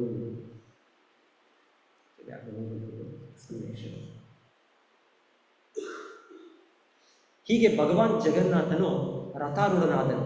ಇತ್ತ ಭಕ್ತರೆಲ್ಲರೂ ಆ ರಥದ ಮುಂದೆ ನರ್ತಿಸುವಂತೆ ಶ್ರೀ ಚೈತನ್ಯ ಮಹಾಪ್ರಭುಗಳು ಅವರಿಗೆ ಹುರುಪು ನೀಡಿದರು. ಶ್ರೀ ಚೈತನ್ಯ ಮಹಾಪ್ರಭುಗಳು ರಥದ ಮುಂದೆ ನರ್ತನ ಮಾಡುತ್ತಿದ್ದಂತೆ ಭಗವಾನ್ ಜಗನ್ನಾಥನು ಗುಂಡೀಚ ದೇವಸ್ಥಾನಕ್ಕೆ ಹೊರಟ ವೃತ್ತಾಂತವನ್ನು ಈಗ ದಯಮಾಡಿ ಆಲಿಸಿ. ಸೊ ಇದು ಜಗನ್ನಾಥಪುರಿ ರಥ ನಡೆಯೋದು ಮೇನ್ ದೇವಸ್ಥಾನ, ಜಗನ್ನಾಥಪುರಿ ದೇವಸ್ಥಾನದಿಂದ ಗುಂಡೀಚ ದೇವಸ್ಥಾನ ಇದೆ. ಸೊ ಆ ರಥ ಬೀದಿ ಒಂದು ಕಡೆಯಿಂದ ಒಂದು ಎಣ್ಣಿಂದ ಇನ್ನೊಂದು ಎಣ್ಣೆ ಅಲ್ಲಿ ಹೋಗೋದು. ಸೊ ಆ್ಯಕ್ಚುಲಿ ಜಗನ್ನಾಥ ಮಂದಿರ ಅದು ಇದು ದ್ವಾರಕೆಯನ್ನು ಸೂಚನೆ ಮಾಡುತ್ತೆ. ಆಮೇಲೆ ಗುಂಡೀಚ ಮಂದಿರ ಅದು ಬೃಂದಾವನವನ್ನು ಸೂಚಿಸುತ್ತೆ. ಸೊ ಚೈತನ್ಯ ಕೃಷ್ಣ ಅಲ್ಲಿಂದ ದ್ವಾರಕೆ ಅಲ್ಲ, ಆ್ಯಕ್ಚುಲಿ ಕುರುಕ್ಷೇತ್ರ, ಅದಕ್ಕೆ ದ್ವಾರಕೆ ಅಂತ ಹೇಳ್ಬೋದು. ದ್ವಾರಕೆಯಿಂದ ಕುರುಕ್ಷೇತ್ರಕ್ಕೆ ಬಂದಿರ್ತಾರೆ ಸೋಲಾರ್ ಎಕ್ಲಿಪ್ಸ್ ಆ ಟೈಮಲ್ಲಿ. ಮತ್ತು ಅಲ್ಲಿಂದ ಇದು ಇಲ್ಲಿ उड़ीसा है। फिर उसका क्या है संकेत है कि वो भगवान द्वारका में, क्योंकि भगवान द्वारका में राजा के जैसे रहते हैं ना। सो कृष्ण जगन्नाथ जी ऐसे लक्ष्मी देवी के साथ बाहर रहते हैं।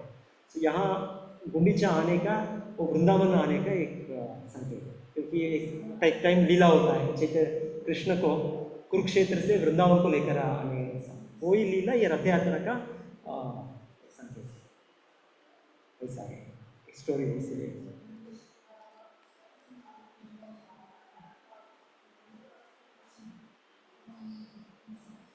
ಪ್ರಭುವರಿಯರು ಸ್ವಲ್ಪ ಹೊತ್ತು ಸಂಕೀರ್ತನೆ ಮಾಡಿದರು.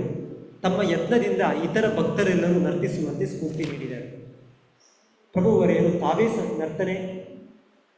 ನರ್ತಿಸಿ ಬಯಸಿದಾಗ 7 ಸಂಗೀತ ಗೋಷ್ಠಿಗಳವರು ಒಂದಾಗಿ ಸೇರಿದರು. ಶ್ರೀವಾಸ, ರಾಮಾಯ್, ರಘು, ಗೋವಿಂದ, ಮುಕುಂದ, ಹರಿದಾಸ, ಗೋವಿಂದಾನಂದ, ಮಾಧವ ಹಾಗೂ ಗೋವಿಂದ ಈ ಎಲ್ಲರೂ ಸೇರಿದಂತೆ ಪ್ರಭುವರಿಯರ ಸಮಸ್ತ ಭಕ್ತರು ಒಂದುಗೂಡಿದರು. ಎತ್ತರಕ್ಕೆ ಜಿಗಿದು ಮಾಡುವ ನರ್ತನದಲ್ಲಿ ತೊಡಗುವ ಅಪೇಕ್ಷೆ ಶ್ರೀ ಚೈತನ್ಯ ಮಹಾಪ್ರಭುಗಳ ಮನಸ್ಸಿನಲ್ಲುಂಟಾದಾಗ ಅವರು ಈ 9 ಮಂದಿಯನ್ನು ಸ್ವರೂಪ ದಾಮೋದರರ ವಶಕ್ಕೆ ಒಪ್ಪಿಸಿದರು. ಈ ಭಕ್ತರು ಸ್ವರೂಪ ದಾಮೋದರ ಹಾಗೂ ಅವರ ವಶದಲ್ಲಿದ್ದವರು ಪ್ರಭುವರಿಯರ ಜೊತೆ ಬಾಯಿಗೂಡಿಸಿ ಹಾಡಿದರು. ಅಲ್ಲದೆ ಅವರ ಹಿಂದೆ ಹೆಜ್ಜೆ ಹಾಕಿದರು. ಇತರ ಗೋಷ್ಠಿಗಳವರು ಕೂಡ ಹಾಡಿದರು. ಕರಗಳನ್ನು ಜೋಡಿಸಿಕೊಂಡು ನಮಸ್ಕರಿಸುತ್ತಾ ಶ್ರೀ ಚೈತನ್ಯ ಮಹಾಪ್ರಭುಗಳು ಜಗನ್ನಾಥ ದೇವರ ಕಡೆ ನೋಡುತ್ತಾ ಹೀಗೆಂದು ಪ್ರಾರ್ಥಿಸಿದರು. ನಮೋ ಬ್ರಹ್ಮಣ್ಯ ದೇವಾಯ ಗೋ ಬ್ರಾಹ್ಮಣ ಹಿತಾಯ ಜಗದಿತಾಯ ಕೃಷ್ಣಾಯ ಗೋವಿಂದಾಯ ನಮೋ ನಮಃ. ಜಯತಿ ಜಯತಿ ದೇವೋ ದೇವಕೀ ನಂದನೋಸೋ ಜಯತಿ ಜಯತಿ ಕೃಷ್ಣೋ ಕೃಷ್ಣೇ ವಂಶಪ್ರದೀಪ ಜಯತಿ ಜಯತಿ ಮೇಘಶ್ಯಾಮಲ ಕೋಮಲಾಂಗೋ ಜಯತಿ ಜಯತಿ ಪೃಥ್ವೀಭಾರ ನಾಶೋ ಮುಕುಂದಃ ನಾಹಂ ವಿಪ್ರೋ ನ ಚ ನರಪತಿರ್ನಾಪಿ ವೈಶ್ಯೋ ನ ಶೂದ್ರೋ ನಾಹಂ ವರ್ಣಿ ಚ ನ ಗೃಹಪತಿ ನೋ ಮನಸ್ಥೋ ಇತಿರ್ವ ಕಿಂತು ಪ್ರೋದೆ ನಿಖಿಲ ಪರಮಾನಂದ ಪೂರ್ಣಾಮೃತಾಬ್ದೆ ಗೋಪಿ ಭರ್ತೃಪದ ಕಮಲಯೋ ದಾಸ ದಾಸ ಅನುದಾಸ. ಆ್ಯಕ್ಚುಲಿ ಚೈತನ್ಯ ಮಹಾಪ್ರಭು ಜಗನ್ನಾಥನ ಮುಂದೆ ಪ್ರಾರ್ಥನೆಗಳು ಅರ್ಪಣೆ ಮಾಡೋದು. ಧರ್ಮಗ್ರಂಥಗಳಲ್ಲಿನ ಈ ಕೆಲವು ಶ್ಲೋಕಗಳನ್ನು ಓದಿದ ಬಳಿಕ ಪ್ರಭುವರಿಯರು ಮತ್ತೊಮ್ಮೆ ಜಗನ್ನಾಥನಿಗೆ ನಮಸ್ಕರಿಸಿದರು. ಇತ್ತ ಭಕ್ತರು ಜೋಡಿಸಿದ ಕರಗಳಿಂದ ದೇವೋತ್ತಮ ಪರಮಪುರುಷನ ಸನ್ನಿಧಿಗೆ ಪ್ರಾರ್ಥನೆ ಸಲ್ಲಿಸಿದರು. ಶ್ರೀ ಚೈತನ್ಯ ಮಹಾಪ್ರಭುಗಳು ಹೂಂಕರಿಸುತ್ತಾ ಜಿಗಿದು ವೃತ್ತಾಕಾರದಲ್ಲಿ ಸುತ್ತಿ ನರ್ತಿಸಿದಾಗ ಉರಿಯುತ್ತಿರುವ ಕೊಳ್ಳಿಯೊಂದು ಸುತ್ತುತ್ತಿದೆಯೇನೋ ಎಂಬಂತೆ ತೋರಿತು. ಸೊ ಚೈತನ್ಯ ಮಹಾಪ್ರಭು ಸಂಕೀರ್ತನೆ ಮಾಡ್ತಾ ಇರೋದು ಹೇಳ್ತಾ ಇದ್ದಾರೆ, ಸುತ್ತಿ ಸಂಕೀರ್ತನೆ ನಾವು ಹೇಗೆ ಒಂದು ನಾವು ಬೆಂಕಿದು ಇದಿಟ್ಕೊಂಡು ಇದು ಮಾಡಿದ್ರೆ ಅದು ಆ್ಯಕ್ಚುಲಿ ಬೇರೆ, ಆದರೆ ಅದು ಹೇಗೆ ಕಾಣುತ್ತೆ ಅಂದರೆ ಒಂದು ಸರ್ಕಲಾಗಿ ಕಾಣುತ್ತೆ. ಸೊ ಅದೇ ಚೈತನ್ಯ ಮಹಾಪ್ರಭು ಅಷ್ಟು ವೇಗವಾಗಿ ಇದು ಮಾಡ್ತಾ ಇರೋ ಅಂತ ಹೇಳ್ತಾರೆ. ಉರಿಯುವ ಕೊಳ್ಳಿಯೊಂದನ್ನು ಸುತ್ತು ಬೀಸಿ ಒಗೆದಾಗ ಬೆಂಕಿಯ ಒಂದು ವೃತ್ತವೇ ಇಲ್ಲಿದೆಯೇನೋ ಎನ್ನುವಂತೆ ತೋರುತ್ತದೆ. ಇದನ್ನು ಅಲಾತ ಆಕಾರ ಅಥವಾ ಅಲಾತ ಚಕ್ರ ಎಂದು ಕರೆಯುತ್ತಾರೆ. ಈ ಇಡೀ ವೃತ್ತವು ಬೆಂಕಿಯೇ ಆಗಿರುವುದಿಲ್ಲ, ಬದಲಿಗೆ ಒಂದೇ ಕೊಳ್ಳಿ ಆಕಾರದಲ್ಲಿ ಸುತ್ತುತ್ತಿರುತ್ತದೆ. ಇದೇ ರೀತಿ ಶ್ರೀ ಚೈತನ್ಯ ಮಹಾಪ್ರಭುಗಳು ಒಬ್ಬರೇ ಆಗಿದ್ದರೂ ಆದರೆ ಅವರು ಜಿಗಿದು ವೃತ್ತಾಕಾರದಲ್ಲಿ ನರ್ತಿಸಿದಾಗ ಅಲಾತ ಚಕ್ರದಂತೆ ತೋರಿದರು. ನರ್ತಿಸುವಾಗ ಶ್ರೀ ಚೈತನ್ಯ ಮಹಾಪ್ರಭುಗಳು ಎಲ್ಲೆಲ್ಲಿ ಹೆಜ್ಜೆ ಇಟ್ಟರೂ ಗಿರಿ ಪರ್ವತ ಶರದಿಗಳ ಸಮೇತ ಇಡೀ ಭೂಮಿಯೇ ನಡುಗಿದಂತೆ ತೋರುತ್ತಿತ್ತು.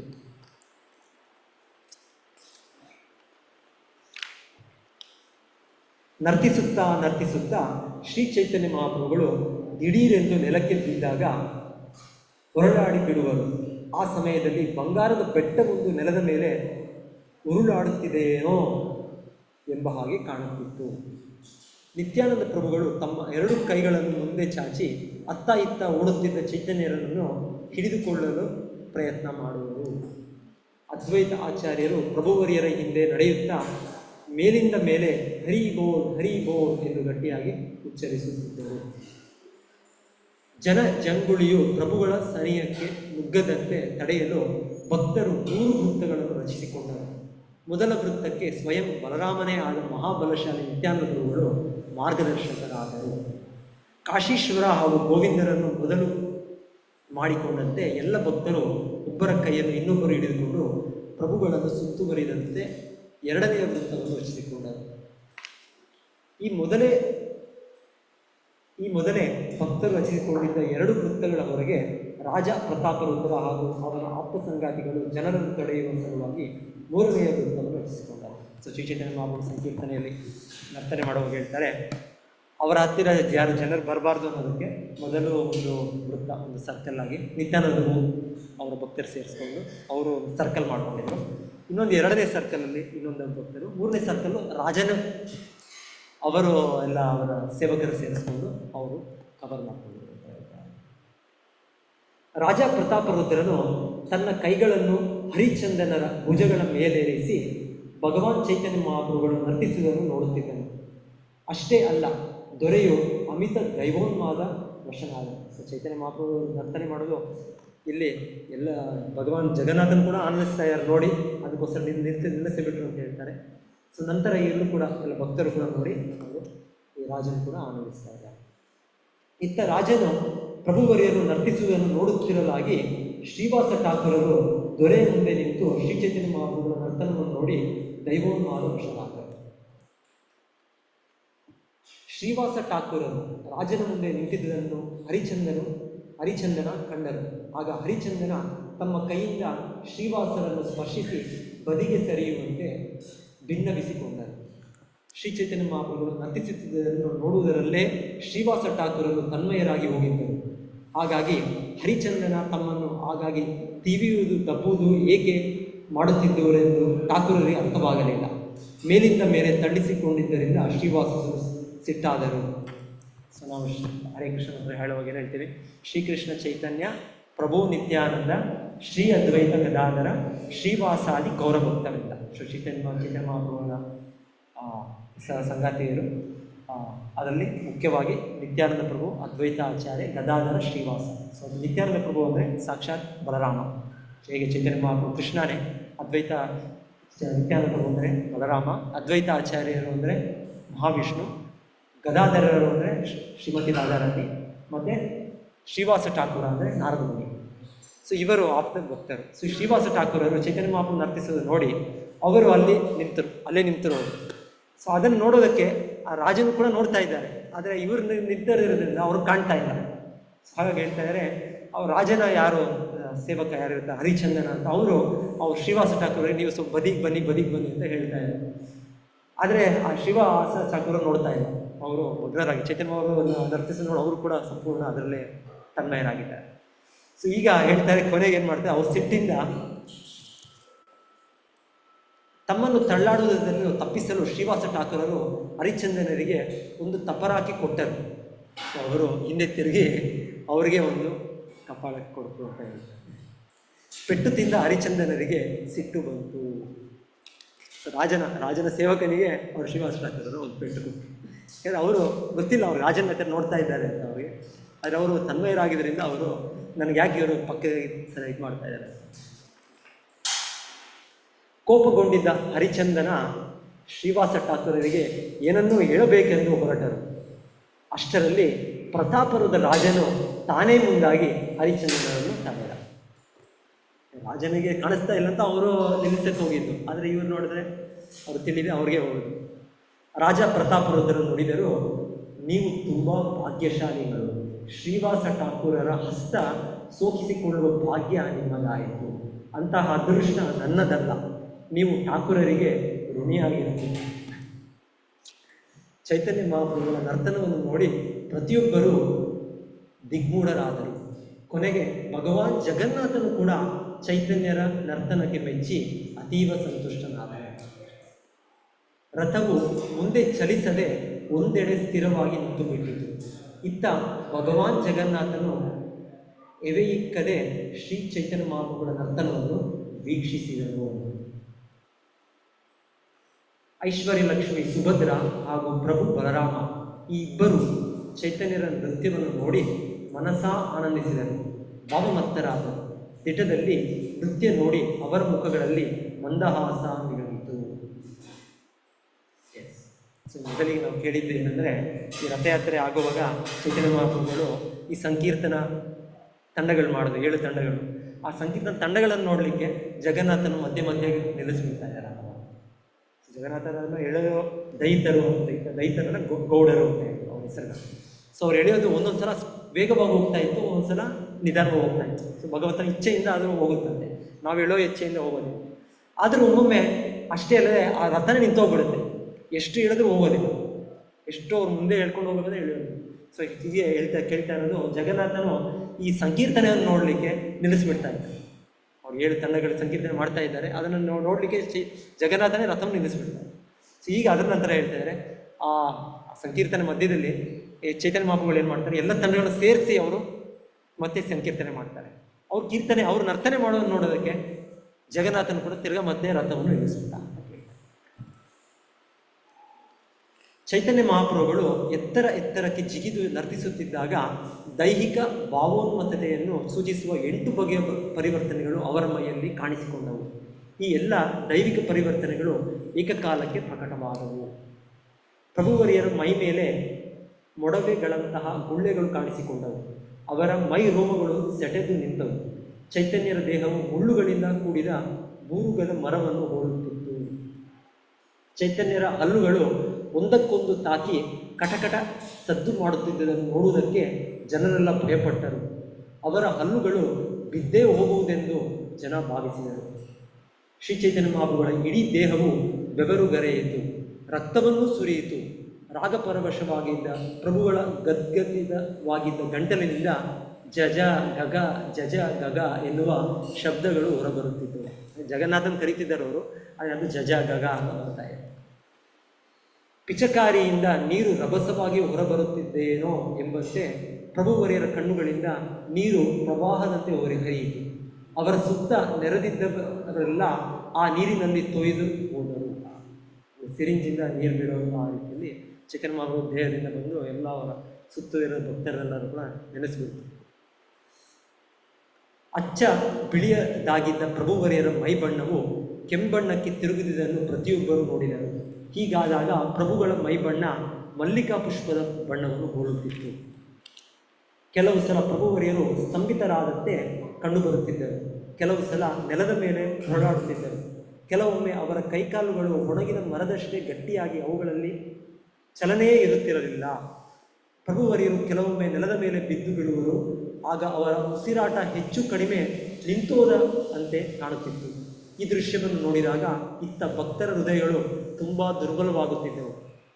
ಕೆಲವೊಮ್ಮೆ ಪ್ರಭುವರಿಯರ ಕಣ್ಣುಗಳಿಂದಲೂ ಕೆಲವು ಸಲ ಮೂಗಿನಿಂದಲೂ ನೀರು ಸುರಿಯುತ್ತಿತ್ತು. ಬಾಯಿಂದ ನೊರೆ ಬರುತ್ತಿತ್ತು. ಈ ಎಲ್ಲವೂ ಚಂದ್ರನಿಂದ ಹರಿವು ಬರುತ್ತಿರುವ ಅಮೃತಧಾರೆಯಂತೆ ಕಾಣುತ್ತಿತ್ತು.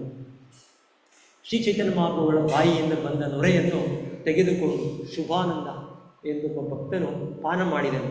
ಏಕೆಂದರೆ ಅವನು ನಿಜಕ್ಕೂ ತುಂಬ ಭಾಗ್ಯಶಾಲಿಯಾಗಿದ್ದ. ಅಷ್ಟೇ ಅಲ್ಲ, ದೈವೋನ್ಮಾಸ ಬೆರೆತ ಕೃಷ್ಣ ಪ್ರೇಮವನ್ನು ಸವಿಯುವುದರಲ್ಲಿ ನಿಪುಣನೂ ಆಗಿದ್ದ. ಹೀಗೆ ಶ್ರೀ ಚೈತನ್ಯ ಮಹಾಪ್ರಭುಗಳು ಕೆಲವು ಕಾಲ ತಾಂಡವ ನೃತ್ಯ ಮಾಡಿದ ತರುವಾಯ ಅವರ ಮನಸ್ಸು ರಾಗಪರವಶತೆಯ ಪ್ರೇಮದ ವಲಯವನ್ನು ಹೊಕ್ಕಿತು. ನರ್ತನ ಮಾಡುವುದನ್ನು ನಿಲ್ಲಿಸಿದ ತರುವಾಯ ಪ್ರಭುವರಿಯರು ಸ್ವರೂಪಧಾಮವನ್ನು ಉದ್ದೇಶಿಸಿ ಮಾತನಾಡಿ ಹಾಡಿ ಎಂದು ಆಜ್ಞಾಪಿಸಿದರು. ಪ್ರಭುಗಳ ಮನಸ್ಸನ್ನು ಅರ್ಥ ಮಾಡಿಕೊಂಡ ಸ್ವರೂಪಧಾಮೋದರ ಕೆಳಗಾಣಿಸುತ್ತಿರುವಂತೆ ಆಡಲು ಉಪಕ್ರಮಿಸಿದರು.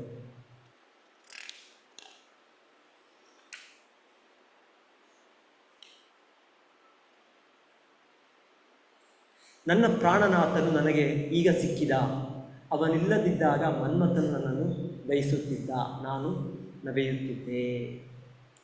ಈ ಪಲ್ಲವಿಯನ್ನು ಸ್ವರೂಪಧಾಮೋದರರು ಉಚ್ಚ ಸ್ವರದಲ್ಲಿ ಹಾಡಿದರು. ಆಗ ಶ್ರೀ ಚೈತನ್ಯ ಮಹಾಪ್ರಭುಗಳು ದಿವ್ಯ ಆನಂದದಿಂದ ಪುನಃ ಲಯಬದ್ಧವಾಗಿ ನರ್ತಿಸಲು ಪ್ರಾರಂಭಿಸಿದರು. ಜಗನ್ನಾಥನ ರಥವು ಮೆಲ್ಲನೆ ಮಂದಕ್ಕೆ ಚಲಿಸಲಾರಂಭಿಸಿತು. ಇತ್ತ ಶಚಿಮಾತೆಯ ಸುತ ಚೈತನ್ಯರು ರಥದ ಮುಂಭಾಗದಲ್ಲಿ ನರ್ತಿಸುತ್ತಾ ಸಾಗಿದರು. ರಥದ ಮುಂದೆ ನರ್ತಿಸುತ್ತಾ ಮಾಡುತ್ತಿದ್ದ ಜಗನ್ನಾಥನ ಭಕ್ತರು ತಮ್ಮ ಕಣ್ಣುಗಳನ್ನು ದೇವರ ಮೇಲೆಯೇ ನೆಟ್ಟಿದರು. ಇತ್ತ ಚೈತನ್ಯ ಮಹಾಪ್ರಭುಗಳು ಮೆರವಣಿಗೆಯ ಹಿಂಭಾಗಕ್ಕೆ ಹೋಗಿ ಸಂಕೀರ್ತನ ಆಕಾರವನ್ನು ಸೇರಿಕೊಂಡರು. ತಮ್ಮ ಕಣ್ಣುಗಳು ಹಾಗೂ ಮನಸ್ಸನ್ನು ಸಂಪೂರ್ಣವಾಗಿ ಜಗನ್ನಾಥನಲ್ಲೇ ನೆಟ್ಟಿದ್ದ ಚೈತನ್ಯ ಮಹಾಪ್ರಭುಗಳು ತಮ್ಮ ಎರಡೂ ಕೈಗಳನ್ನು ಭಾವಪೂರ್ಣವಾಗಿ ತಿರುಗುತ್ತಾ ಹಾಡಿಗೆ ತಕ್ಕ ಅಭಿನಯವನ್ನು ಪ್ರದರ್ಶಿಸಿದರು.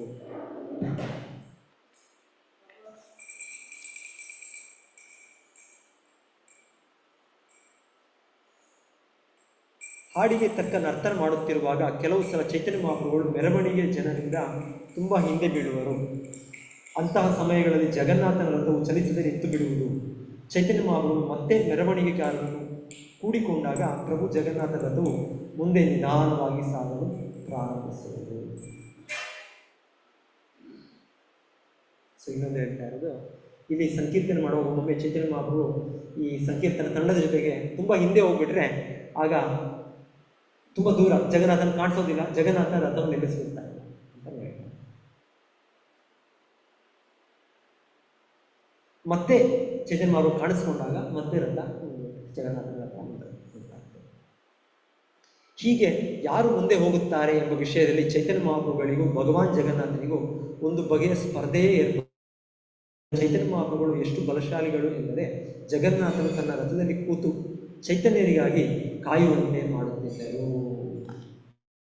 ಶ್ರೀ ಚೈತನ್ಯ ಮಹಾಪ್ರಭುಗಳು ನರ್ತಿಸುತ್ತಿದ್ದ ಅವರ ರಾಗಪರವಶಕತೆ ಬದಲಾಯಿಸಿತು.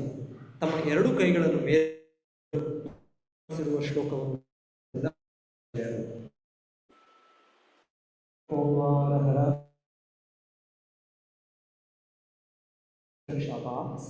ತೇ ಚೋನ್ಮಿಲಿತ ಮಾಲತಿ ಸುರಭಯ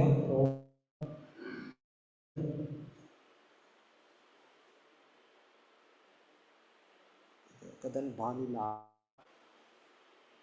ಸೊ ಇದು ಆ್ಯಕ್ಚುಲಿ ಇದು ಶ್ರೀ ಜ್ಯೋತಿರಾದ ಭಾವದಲ್ಲಿ ಪ್ರಾರ್ಥನೆ ಮಾಡೋದು. ನನ್ನದಾಗಿದ್ದಾಗ ನನ್ನ ಮನಸ್ಸನ್ನು ಅಪಹರಿಸಿದ ಅದೇ ವ್ಯಕ್ತಿಯು ಪುನಃ ಈಗ ನನ್ನ ಸ್ವಾಮಿಯಾಗಿದ್ದಾನೆ. ಈ ದಿನಗಳು ಅವೇ ಬೆಳದಿಂಗಳಿನ ರಾತ್ರಿಗಳು. ಮಾಲತಿ ಅದೇ ಸೌರಭ್ಯ ಈಗಲೂ ಇದೆ. ಕದಂಬ ವೃಕ್ಷಗಳ ಮರದಿಂದ ಅದೇ ಸವಿ ಮಂದಾನಿಲ ಬೀಸುತ್ತಿದೆ. ನಮ್ಮ ಓಡಾಟದಲ್ಲಿ ನಾನು ಇದೇ, ಆದರೂ ನನ್ನ ಮನಸ್ಸು ಇಲ್ಲಿ ಸುಖಪಡುತ್ತಿಲ್ಲ. ರೇವಾ ನದಿ ತಟದಲ್ಲಿನ ಬೇತಸಿ ಮರಕ್ಕೆ ಹೋಗಲು ನನಗೆ ಎಲ್ಲಿ ಅದು ನನ್ನ ಅಪೇಕ್ಷೆ. ಈ ಶ್ಲೋಕಿಸಿದರೆ ಬೇರೆ ಯಾರಿಗೂ ಶ್ಲೋಕ ಅರ್ಥವಾಗಿಲ್ಲ. ಈ ಶ್ಲೋಕಕ್ಕೆ ನಾನು ಈಗಾಗಲೇ ಒಮ್ಮೆ ವ್ಯಾಖ್ಯಾನ ಮಾಡಿದ್ದಾಗಿದೆ. ಈಗ ನಾನು ಅದರ ಅರ್ಥವನ್ನು ಸಂಕ್ಷೇಪವಾಗಿ ಹೇಳುತ್ತೇನೆ. ಪೂರ್ವದಲ್ಲಿ ವೃಂದಾವನದ ಗೋಪಿಯರು ಪವಿತ್ರ ಸ್ಥಳವಾದ ಕುರುಕ್ಷೇತ್ರದಲ್ಲಿ ಕೃಷ್ಣನನ್ನು ಸಂದರ್ಶಿಸಿದಾಗ ತುಂಬ ಸಂತೋಷಪಟ್ಟರು. ಅದೇ ರೀತಿ ಭಗವಾನ್ ಜಗನ್ನಾಥನನ್ನು ನೋಡಿದಾಗ ಶ್ರೀ ಚೈತನ್ಯ ಮಹಾಪ್ರಭುಗಳಲ್ಲಿ ಗೋಪಿಯರ ಅದೇ ರಾಗಪರವಶತೆಯು ಹೆಚ್ಚಿತ್ತು. ಆ ಅಶ್ವೋನ್ಮಾದದಲ್ಲಿ ಮುಳುಗಿದ್ದ ಚೈತನ್ಯರು ಒಂದು ಪಲ್ಲವಿಯನ್ನು ಆಡುವಂತೆ ಸ್ವರೂಪಧಾಮಗಳಿಗೆ ಸೂಚಿಸಿದರು. ಭಗವಾನ್ ಜಗನ್ನಾಥನನ್ನು ಉದ್ದೇಶಿಸಿ ಶ್ರೀ ಚೈತನ್ಯ ಮಹಾಪ್ರಭುಗಳು ನುಡಿದರು, ನೀನು ಅದೇ ಕೃಷ್ಣ, ನಾನು ಅದೇ ರಾಧಾರಾಣಿಯೇ. ನಮ್ಮ ಬದುಕಿನ ಪ್ರಾರಂಭ ದಿಸೆಯಲ್ಲಿ ನಾವು ಹೇಗೆ ಸೇರಿದೆವೋ ಅದೇ ಭಾವದಲ್ಲಿ ಈಗಲೂ ಸೇರುತ್ತಿದ್ದೇವೆ. ನಾವಿಬ್ಬರು ಮೊದಲಿನಂತೆಯೇ ಇದ್ದೇವಾದರೂ ನನ್ನ ಮನಸ್ಸು ಈಗಲೂ ವೃಂದಾವನ ಧಾಮದಂತಲೇ ಸೆಳೆಯಲ್ಪಡುತ್ತಿದೆ. ನಿನ್ನ ಚರಣ ಕಮಲಗಳೊಡನೆ ನೀನು ಮತ್ತೊಮ್ಮೆ ವೃಂದಾವನದಲ್ಲಿ ಕಾಣಿಸಿಕೊಳ್ಳುವ ಎಂಬುದು ನನ್ನ ಆಸೆ. ಕುರುಕ್ಷೇತ್ರದಲ್ಲಿ ಜನಸಂದಣಿ ಅಪಾರ. ಆನೆಗಳು, ಕೆರೆಯುವ ಕುದುರೆಗಳು ಅಲ್ಲಿವೆ. ರಥಗಳ ಕಡಕಡ ಸದ್ದು ಬೇರೆ. ಆದರೆ ಅದೇ ವೃಂದಾವನದಲ್ಲಿ ಹೂದೋಟಗಳಿವೆ. ಆ ವನಗಳಲ್ಲಿ ದುಂಬಿಗಳ ಜೇಂಕಾರಗಳನ್ನು, ಅಕ್ಕಿಗಳ ಚಿಲಿಪಿಲಿಯನ್ನು ಕೇಳಬಹುದು. ಇಲ್ಲಿ ಈ ಕುರುಕ್ಷೇತ್ರದಲ್ಲಿ ನೀನು ರಾಜಕುವರನಂತೆ ಪೋಷಾಕು ಧರಿಸಿದ್ದೀಯೆ. ಮಹಾನ್ ಯುದ್ಧ ನಿಪುಣರು ನಿನ್ನೊಂದಿಗಿದ್ದಾರೆ.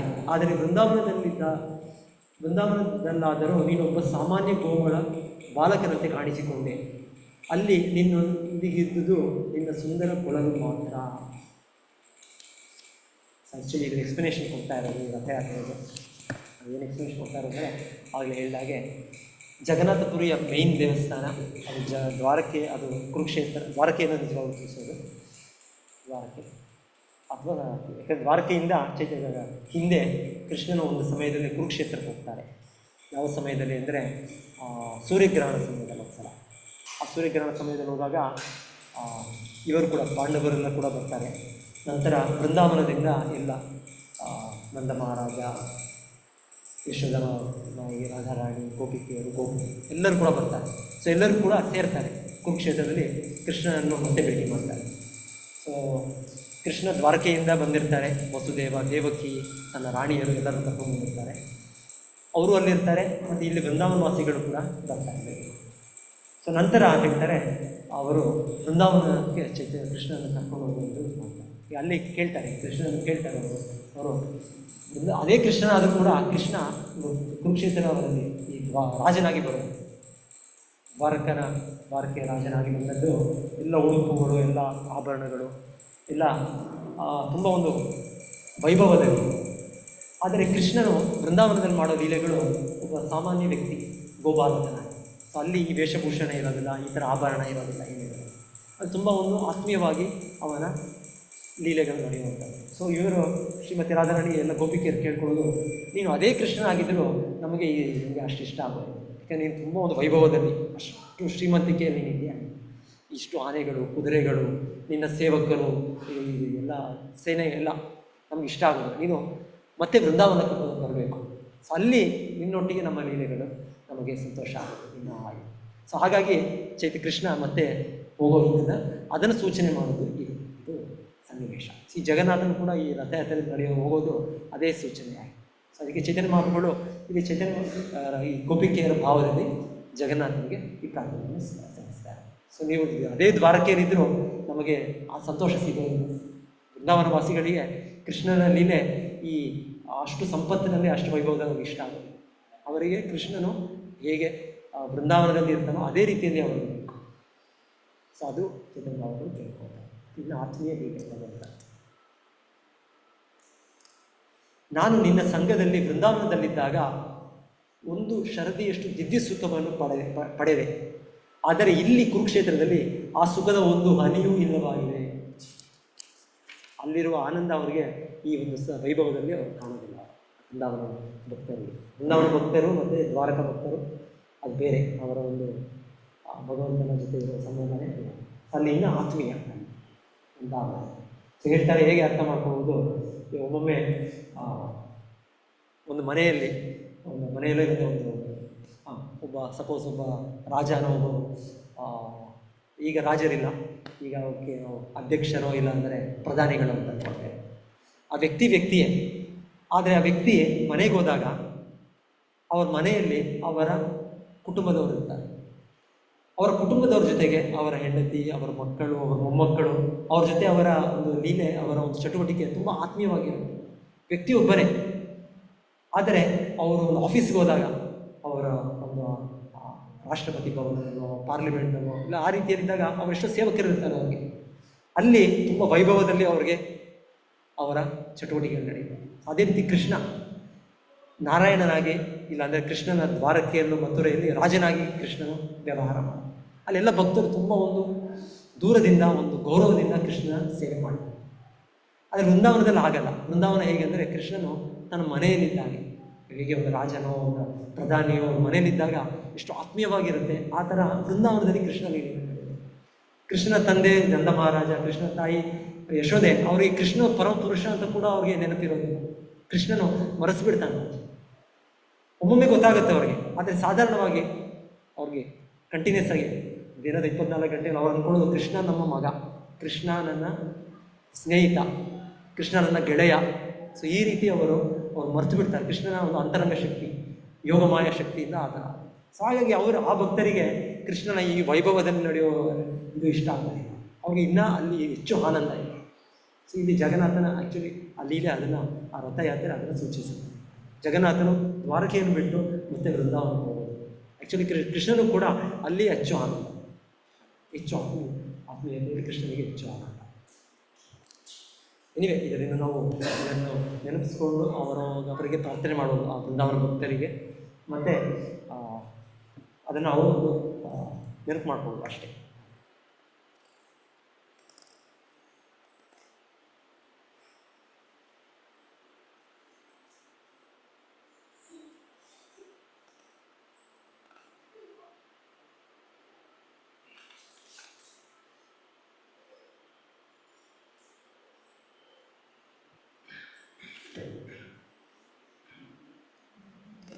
ಇಲ್ಲಿ ಪ್ರಾರ್ಥನೆಗಳಿದೆ, ಗೋಪಿಕೆ, ಶ್ರೀಮತಿ ರಾಧಾರಣ ಪ್ರಾರ್ಥನೆಗಳು, ಆಗಮನಗಳಿಂದ ಇಲ್ಲಿ ಹೆಚ್ಚಿನ ಮಹಾತ್ಮಗಳು ಸುರಸ್ವಾಮಿಗಳನ್ನು ಸ್ವಾಮಿ.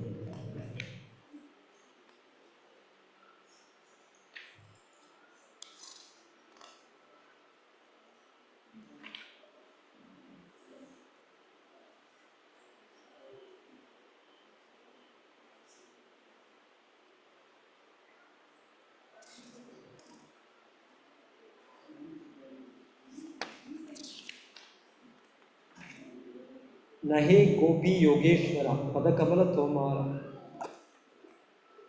ಗೋಪಿಯರು ಹಠಯೋಗಿಗಳಂತಲ್ಲ, ಯೋಗಿಗಳೆಂದು ಕರೆಸಿಕೊಳ್ಳುವ ಜನರನ್ನು ಸುಮ್ಮನೆ ಅನುಕರಿಸಿ ನಿನ್ನ ಪಾದಕಮಲಗಳನ್ನು ಧ್ಯಾನ ಮಾಡುವಷ್ಟರಿಂದ ಅವರೆಂದೂ ತೃಪ್ತರಾಗುವುದಿಲ್ಲ. ಧ್ಯಾನ ಮಾಡಿರೆಂದು ಗೋಪಿಯವರಿಗೆ ಹೇಳುವುದು ಇನ್ನೊಂದು ಬಗೆಯ ಕಪಟ. ಯೋಗ ನಿರತರಾಗಿರೆಂದು ಗೋಪಿಕೆಯರಿಗೆ ಉಪದೇಶಿಸಿದರೆ ಅವರಿಗೆ ಸಂತೋಷವಾಗುವುದಿಲ್ಲ. ಬದಲಿಗೆ ಅವರು ನಿನ್ನ ಮೇಲೆ ಇನ್ನೂ ಹೆಚ್ಚು ಕೋಪಗೊಳ್ಳುತ್ತಾರೆ.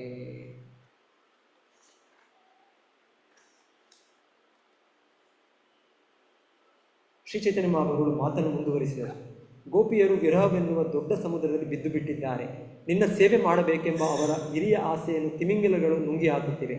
ಗೋಪಿಯರು ಪರಮ ಪರಿಶುದ್ಧ ಭಕ್ತೆಯಾದುದರಿಂದ ಅವರನ್ನು ತಿಮಿಂಗಲಗಳ ಬಾಯಿಯಿಂದ ಹೊರಗೆಳೆದು ತರಬೇಕು. ಬದುಕಿನ ಬಗೆಗೆ ಅವರಿಗೆ ಯಾವುದೇ ಬಗೆಯ ಲೌಕಿಕ ಕಲ್ಪನೆಗಳಿಲ್ಲ. ಆದ್ದರಿಂದ ಮೋಕ್ಷಕ್ಕಾಗಿ ಅವರೇಕೆ ಆಸೆ ಪಡಬೇಕು? ಯೋಗಿಗಳು ಹಾಗೂ ಜ್ಞಾನಿಗಳು ಬಯಸುವ ಮೋಕ್ಷ ಗೋಪಿಕೆಯರಿಗೆ ಬೇಕಾಗಿಲ್ಲ, ಏಕೆಂದರೆ ಅವರು ಈಗಾಗಲೇ ಐಹಿಕ ಅಸ್ತಿತ್ವವೆಂಬ ಶರದಿಯಿಂದ ಹೊರಬಂದಿದ್ದಾರೆ. ವೃಂದಾವನ ಪ್ರದೇಶವನ್ನು ನೀನು ಮರೆತು ಬಿಟ್ಟಿದ್ದೀಯೇ ಎನ್ನುವುದು ಆಶ್ಚರ್ಯ. ನಿನ್ನ ತಂದೆ, ನಿನ್ನ ತಾಯಿ ಹಾಗೂ ನಿನ್ನ ಗೆಳೆಯರನ್ನು ಮರೆತು ಬಿಟ್ಟಿದ್ದೀಯಲ್ಲ, ಅದು ಹೇಗೆ?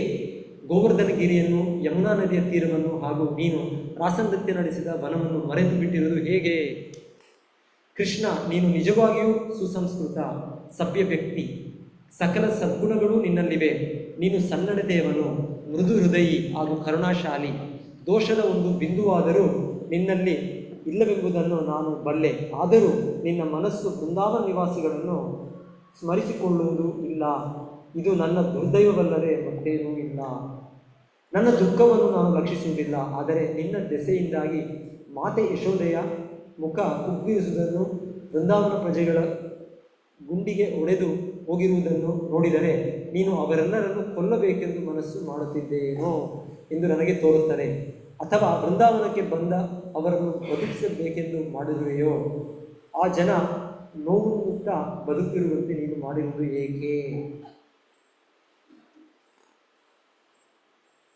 ಪ್ರಿಯ ಕೃಷ್ಣ, ನೀನು ಬೃಂದಾವನ ಧಾಮದ ಜೀವ ಹಾಗೂ ಆತ್ಮ. ವಿಶೇಷವಾಗಿ ನೀನು ನಂದ ಮಹಾರಾಜರ ಪ್ರಾಣ. ಬೃಂದಾವನ ಧಾಮದ ಏಕೈಕ ಐಶ್ವರ್ಯ ನೀನು. ಅಲ್ಲದೆ ನೀನು ದಯಾರ್ಧನೂ ಹೌದು. ದಯವಿಟ್ಟು ಬೃಂದಾವನಕ್ಕೆ ಬಂದು ಅಲ್ಲಿನ ನಿವಾಸಿಗಳಿಗೆ ಪ್ರಾಣ ನೀಡು, ಕೃಪೆ ತೋರು. ನಿನ್ನ ಪಾದಕಮಲಗಳನ್ನು ಮತ್ತೊಮ್ಮೆ ಬೃಂದಾವನದಲ್ಲಿ ಇರಿಸು. ಶ್ರೀಮತಿ ರಾಧಾರಾಣಿಯು ಈ ನುಡಿದುಗಳೆಲ್ಲವನ್ನು ಕೇಳಿದ ಮೇಲೆ ಬೃಂದಾವನದ ನಿವಾಸಿಗಳ ಬಗೆಗೆ ಪ್ರಭು ಕೃಷ್ಣನಿಗಿದ್ದ ಪ್ರೇಮವು ಉದ್ದೀಪಿತವಾಗಿ ಅವನ ದೇಹ ಹಾಗೂ ಮನಸ್ಸುಗಳಿಗೆ ತೀವ್ರ ತೆರನ ನೋವುಂಟಾಯಿತು. ಬೃಂದಾವನ ನಿವಾಸಿಗಳು ತನ್ನ ಮೇಲಿರಿಸುವ ಪ್ರೇಮದ ಆಳವನ್ನು ಕೇಳಿ ತಿಳಿದ ತರುವಾಯ ತಾನು ಆ ಜನರಿಗೆ ಸದಾ ಬಹಳ ಋಣಿಯಾಗಿರಬೇಕೆಂದು ಆ ಕ್ಷಣವೇ ಕೃಷ್ಣನಿಗೆ ಬೋಧೆಯಾಯಿತು.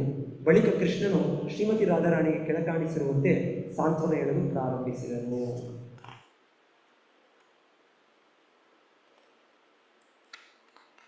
ನನ್ನ ಪ್ರಾಣಪ್ರಿಯೆಯಾದ ಶ್ರೀಮತಿ ರಾಧಾರಾಣಿಯೇ, ದಯವಿಟ್ಟು ಆಲಿಸು. ನಾನು ಸತ್ಯವನ್ನೇ ನುಡಿಯುತ್ತಿದ್ದೇನೆ. ಬೃಂದಾವನದ ನಿಮ್ಮೆಲ್ಲರನ್ನು ಸ್ಮರಿಸಿಕೊಂಡು ನಾನು ಹಗಲು ರಾತ್ರಿಯೂ ಅಳುತ್ತಿರುತ್ತೇನೆ. ಈ ಸ್ಮರಣೆ ನನಗೆ ಎಷ್ಟು ಯಾತನೆ ಕೊಡುತ್ತದೆ ಎಂಬುದು ಯಾರಿಗೂ ತಿಳಿಯದು. ಶ್ರೀಕೃಷ್ಣನ ಮಾತು ಮುಂದುವರಿಯಿತು. ಬೃಂದಾವನ ಧಾಮದ ನಿವಾಸಿಗಳೆಲ್ಲರೂ ಎಂದರೆ ನನ್ನ ತಾಯಿ, ತಂದೆ, ಸ್ನೇಹಿತರಾದ ಗೋವುಗಳ ಬಾಲಕರು ಹಾಗೂ ಪ್ರತಿಯೊಂದು ನನ್ನ ಜೀವ ಹಾಗೂ ಆತ್ಮಗಳಿದ್ದ ಹಾಗೆ. ಬೃಂದಾವನದ ನಿವಾಸಿಗಳೆಲ್ಲ ಗೋಪಿಯರು ನನ್ನ ಪ್ರಾಣ ಹಾಗೂ ಆತ್ಮದಂತೆ. ಮತ್ತು ಗೋಪಿಯರಲ್ಲಿ ನೀನು ಶ್ರೀಮತಿ ರಾಧಾರಾಣಿ ಪ್ರಮುಖಳು. ಆದ್ದರಿಂದ ನೀನು ನನ್ನ ಜೀವದ ಜೀವ.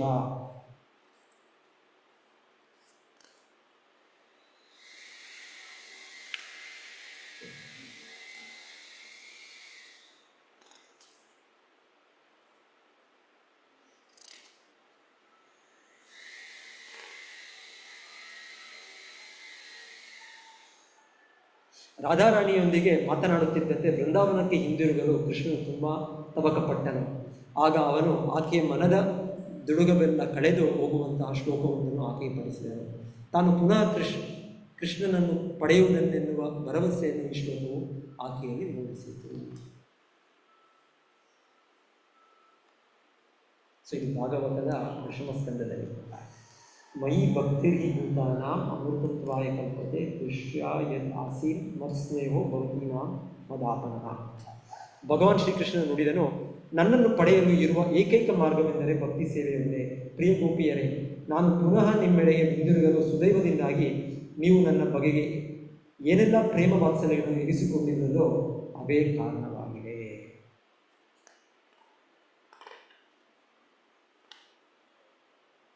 ಶ್ರೀ ಚೈತನ್ಯ ಮಹಾಪ್ರಭುಗಳು ಸ್ವರೂಪ ದಾಮೋದರರೊಡನೆ ತಮ್ಮ ಕೊಠಡಿಯಲ್ಲಿ ಕುಳಿತುಕೊಂಡು ಈ ಶ್ಲೋಕಗಳ ಸ್ವಾರಸ್ಯವನ್ನು ಹಗಲು ರಾತ್ರಿ ಆಸ್ವಾದಿಸುತ್ತಿದ್ದರು. ಸಂಪೂರ್ಣ ರಾಗಪರವಶತೆಯ ಭಾವದಲ್ಲಿ ಮುಳುಗಿರುತ್ತಾ ಶ್ರೀ ಚೈತನ್ಯ ಮಹಾಪ್ರಭುಗಳು ನರ್ತಿಸುತ್ತಿದ್ದರು. ಜಗನ್ನಾಥನ ಮುಖದರ್ಶನ ಮಾಡುವಾಗ ಪ್ರಭುವರಿಯರು ಈ ಶ್ಲೋಕಗಳನ್ನು ಪಠಿಸುತ್ತಾ ನರ್ತನ ಮಾಡುತ್ತಿದ್ದರು. ಸ್ವರೂಪ ದಾಮೋದರ ಗೋಸ್ವಾಮಿಯವರ ಭಾಗ್ಯ ಇಷ್ಟೆಂದು ಯಾರೂ ವರ್ಣಿಸಲಾರರು. ಏಕೆಂದರೆ ಅವರು ತನುಮನ ವಚನಗಳಿಂದ ಸದಾ ಪ್ರಭು ಸೇವೆಯಲ್ಲಿ ಮಗ್ನರು.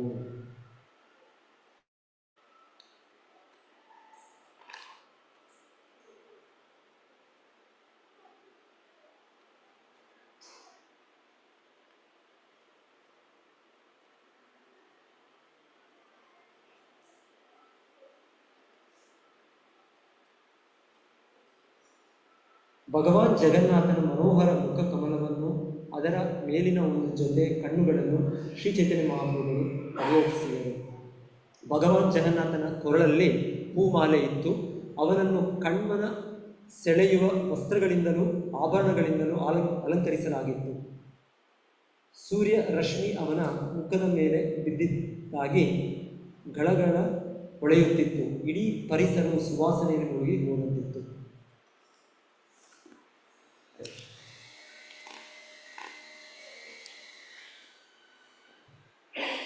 ಆರಾಧ್ಯ ಪ್ರಭು, ಹರೇ ಕೃಷ್ಣ ಪ್ರಭು, ಟೈಮ್ ಅಂತ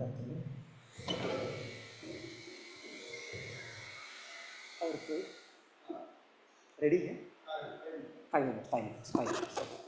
ಸೊ 5 ನಿಮಿಷ ಮುಗಿಸ್ಬಿಡ್ತಿದ್ದೀವಿ ಅವರಿಗೆ.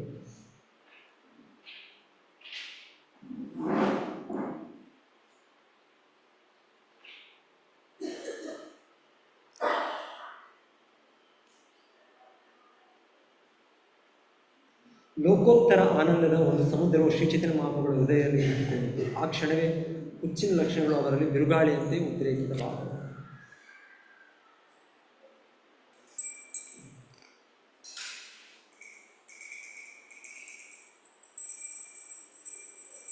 ಭಗವಾನ್ ಜಗನ್ನಾಥನ ಸೇವಕರು, ಸರಕಾರಿ ಅಧಿಕಾರಿಗಳು, ಯಾತ್ರಿಗಳಾಗಿ ಬಂದಿದ್ದವರು, ಸಾಮಾನ್ಯ ಜನ ಹಾಗೂ ಜಗನ್ನಾಥಪುರಿ ಪಟ್ಟಣದ ಪ್ರಜೆಗಳು, ಹೀಗೆ ಪ್ರತಿಯೊಬ್ಬರ ಮನಸ್ಸಿನ ಮೇಲೂ ಪ್ರಭುವರಿಯರು ದೈವ ಪ್ರೇಮವನ್ನು ಚಿಂತಿಸಿದರು. ಸೊ ಈ ಚೈತನ್ಯ ಮಹಾಪ್ರಭು ಈ ಭಾಗವಹಿಸಿದ ರಥಯಾತ್ರೆಯಲ್ಲಿ ಹೇಳ್ತಾರೆ, ಅವರ ಕೃಪೆಯಿಂದ ಎಲ್ಲ ಭಕ್ತರಿಗೂ ಕೂಡ ಅಷ್ಟೇ ಭಗವಂತನ ಪ್ರೇಮ ಭಕ್ತಿ ಇದು ಸಿಕ್ತು ಅಂತ ಹೇಳ್ತಾ ಇದ್ದಾರೆ. ಶ್ರೀ ಚೈತನ್ಯ ಮಹಾಪ್ರಭುಗಳು ನರ್ತನ ಹಾಗೂ ದೈವೋನ್ಮಾದ ಪೂರಿತ ಕೃಷ್ಣ ಪ್ರೇಮವನ್ನು ನೋಡಿ ಪ್ರತಿಯೊಬ್ಬರು ವಿಸ್ಮಿತರಾದರು. ಈ ಜನ ತಮ್ಮ ಅಂತರಂಗದಲ್ಲಿ ಕೃಷ್ಣ ಪ್ರೇಮ ಪ್ರಮತ್ತರಾದರು. ಪ್ರತಿಯೊಬ್ಬರು ದೇವೋನ್ಮಾದದ ಆವೇಶದಲ್ಲಿ ನರ್ತಿಸಿ ಸಂಕೀರ್ತಿಸಿದರು. ದೊಡ್ಡ ಕೋಲಾಹಲವೇ ಏರ್ಪಟ್ಟೆನೆಂದೆನ್ನಬಹುದು. ಶ್ರೀ ಚೈತನ್ಯ ಮಹಾಪ್ರಭು ನರ್ತನವನ್ನು ನೋಡಿದಷ್ಟರಿಂದಲೇ ಎಲ್ಲರೂ ದಿವ್ಯ ಹರ್ಷದಲ್ಲಿ ಮುಳುಗಿದರು. ಇತರರ ಮಾತು ಹಾಗಿರಲಿ, ಭಗವಾನ್ ಜಗನ್ನಾಥ ಹಾಗೂ ಪ್ರಭು ಬಲರಾಮನು ಕೂಡ ಶ್ರೀ ಚೈತನ್ಯ ಮಹಾಪ್ರಭುಗಳ ನರ್ತನವನ್ನು ನೋಡಿದ ಮೇಲೆ ಬಹು ಸಂತೋಷಪಟ್ಟವರಾಗಿ ನಿಧಾನಗತಿಯಿಂದ ಚಲಿಸಲು ಪ್ರಾರಂಭಿಸಿದರು. ಭಗವಾನ್ ಜಗನ್ನಾಥ ಹಾಗೂ ಪ್ರಭು ಬಲರಾಮರು ಕೆಲವೊಮ್ಮೆ ರಥವನ್ನು ನಿಲ್ಲಿಸಿ ಸಂತೋಷದಿಂದ ಶ್ರೀ ಚೈತನ್ಯ ಮಹಾಪ್ರಭುಗಳ ನರ್ತನವನ್ನು ನೋಡಿದರು. ಅವರಿಬ್ಬರು ರಥವನ್ನು ನಿಲ್ಲಿಸಿ ಪ್ರಭುಗಳ ನರ್ತನವನ್ನು ವೀಕ್ಷಿಸಿದ್ದನ್ನು ಕಂಡವರು ಯಾರಾದರೂ ಇದ್ದಲ್ಲಿ ಆತನೇ ಅದಕ್ಕೆ ಸಾಕ್ಷಿ. ಶ್ರೀ ಚೈತನ್ಯ ಮಹಾಪ್ರಭುಗಳು ಈ ರೀತಿಯಲ್ಲಿ ನರ್ತಿಸುತ್ತಾ ಓಲಾಡುತ್ತಿದ್ದಾಗ ಪ್ರತಾಪರುದ್ರರಾಜನ ಮುಂದೆ ಬಿದ್ದು ಬಿಟ್ಟರು. ಇದು ಇನ್ನೊಂದಿದೆ.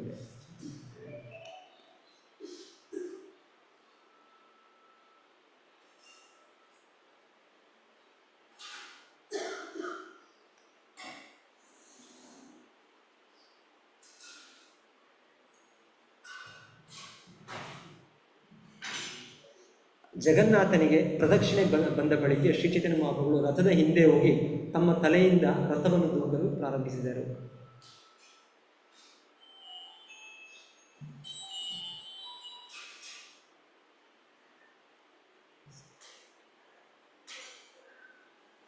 ಚೈತನ್ಯರು ದೂಕಿದ ಕೂಡಲೇ ರಥವು ಕಡಕಡ ಸದ್ದು ಮಾಡುತ್ತಾ ಚಲಿಸಲಾರಂಭಿಸಿದರು. ಸುತ್ತಲೂ ನೆರೆದಿದ್ದ ಜನ ಹರಿ ಹರಿ ಎನ್ನುತ್ತಾ ಪ್ರಭುವಿನ ಪವಿತ್ರನಾಮವನ್ನು ಜಪಿಸಲು ಆರಂಭಿಸಿದರು. ರಥವು ಚಲಿಸಲು ಆರಂಭಿಸಿದ್ದಂತೆ ಶ್ರೀ ಚೈತನ್ಯ ಮಹಾಪ್ರಭುಗಳು ತಮ್ಮ ಆಪ್ತ ಸಂಗಾತಿಗಳನ್ನು ಕರೆದುಕೊಂಡು ಬಲರಾಮ ಹಾಗೂ ಐಶ್ವರ್ಯ ದೇವತೆಯಾದ ಸುಭದ್ರ ರಥಗಳ ಮುಂದೆ ಬಂದರು. ಬಳಿಕ ಪ್ರಭುವರು ರಥಗಳ ಮುಂದೆ ಸ್ಫೂರ್ತಿಯುತವಾಗಿ ನರ್ತಿಸಲು ಪ್ರಾರಂಭಿಸಿದರು. ಬಲರಾಮ ಹಾಗೂ ಸುಭದ್ರೆಯರ ಮುಂದೆ ನರ್ತಿಸಿದ್ದಾಗ ಮೇಲೆ ಶ್ರೀ ಚೈತನ್ಯ ಮಹಾಪ್ರಭುಗಳು ಭಗವಾನ್ ಜಗನ್ನಾಥನ ರಥದ ಮುಂದೆ ಬಂದರು. ಬಲರಾಮ ಹಾಗೂ ಸುಭದ್ರೆಯರ ಮುಂದೆ ನರ್ತಿಸಿದ್ದಾದ ಮೇಲೆ ಶ್ರೀ ಚೈತನ್ಯ ಮಹಾಪ್ರಭುಗಳು ಭಗವಾನ್ ಬಂದರು. ಪ್ರಭು ಜಗನ್ನಾಥನ ದರ್ಶನ ಮಾಡಿದೊಡನೆ ಅವರು ಪುನಃ ನರ್ತಿಸಲು ಪ್ರಾರಂಭಿಸಿದರು.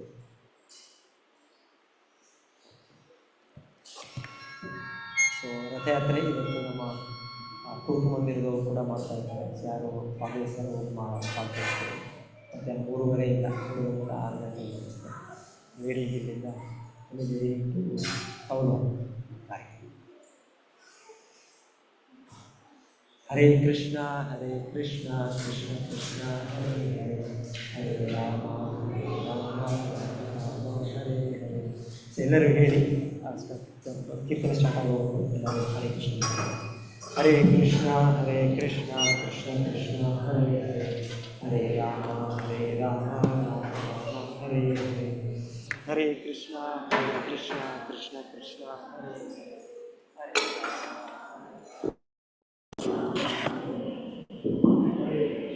ಹರೇ ಕೃಷ್ಣ.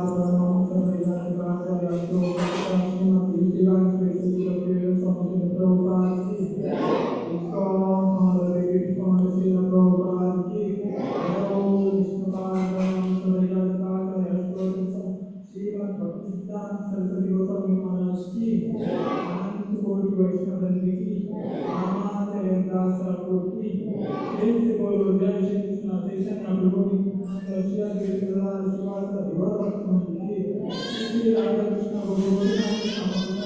भगवान की वृंदावन धाम की द्वारका धाम की मायापुर धाम की जगन्नाथ क्षेत्र की गंगा मैया की भक्ति देवी की तुलसी देवी की शोभा चंद्र की कृष्ण जी परिवार हरिनाम संकीर्तन की सामवेद भक्त की निताय गौर प्रेमानंदे और सुसंगयोगी और सुसंगयोगी और सुसंगयोगी श्री गौरंगा श्री प्रभुपाद की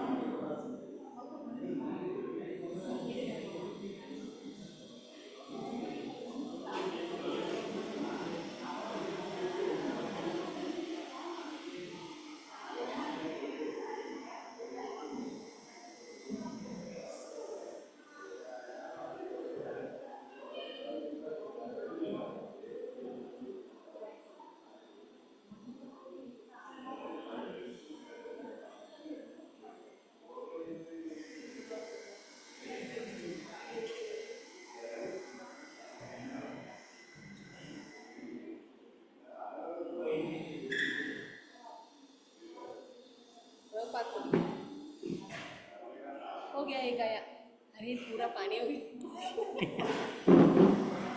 ये निकल जाएगा, ये निकल जाएगा। ये टाइट हो गया ना, ये टाइट होने से ये आ जाएगा। हाँ।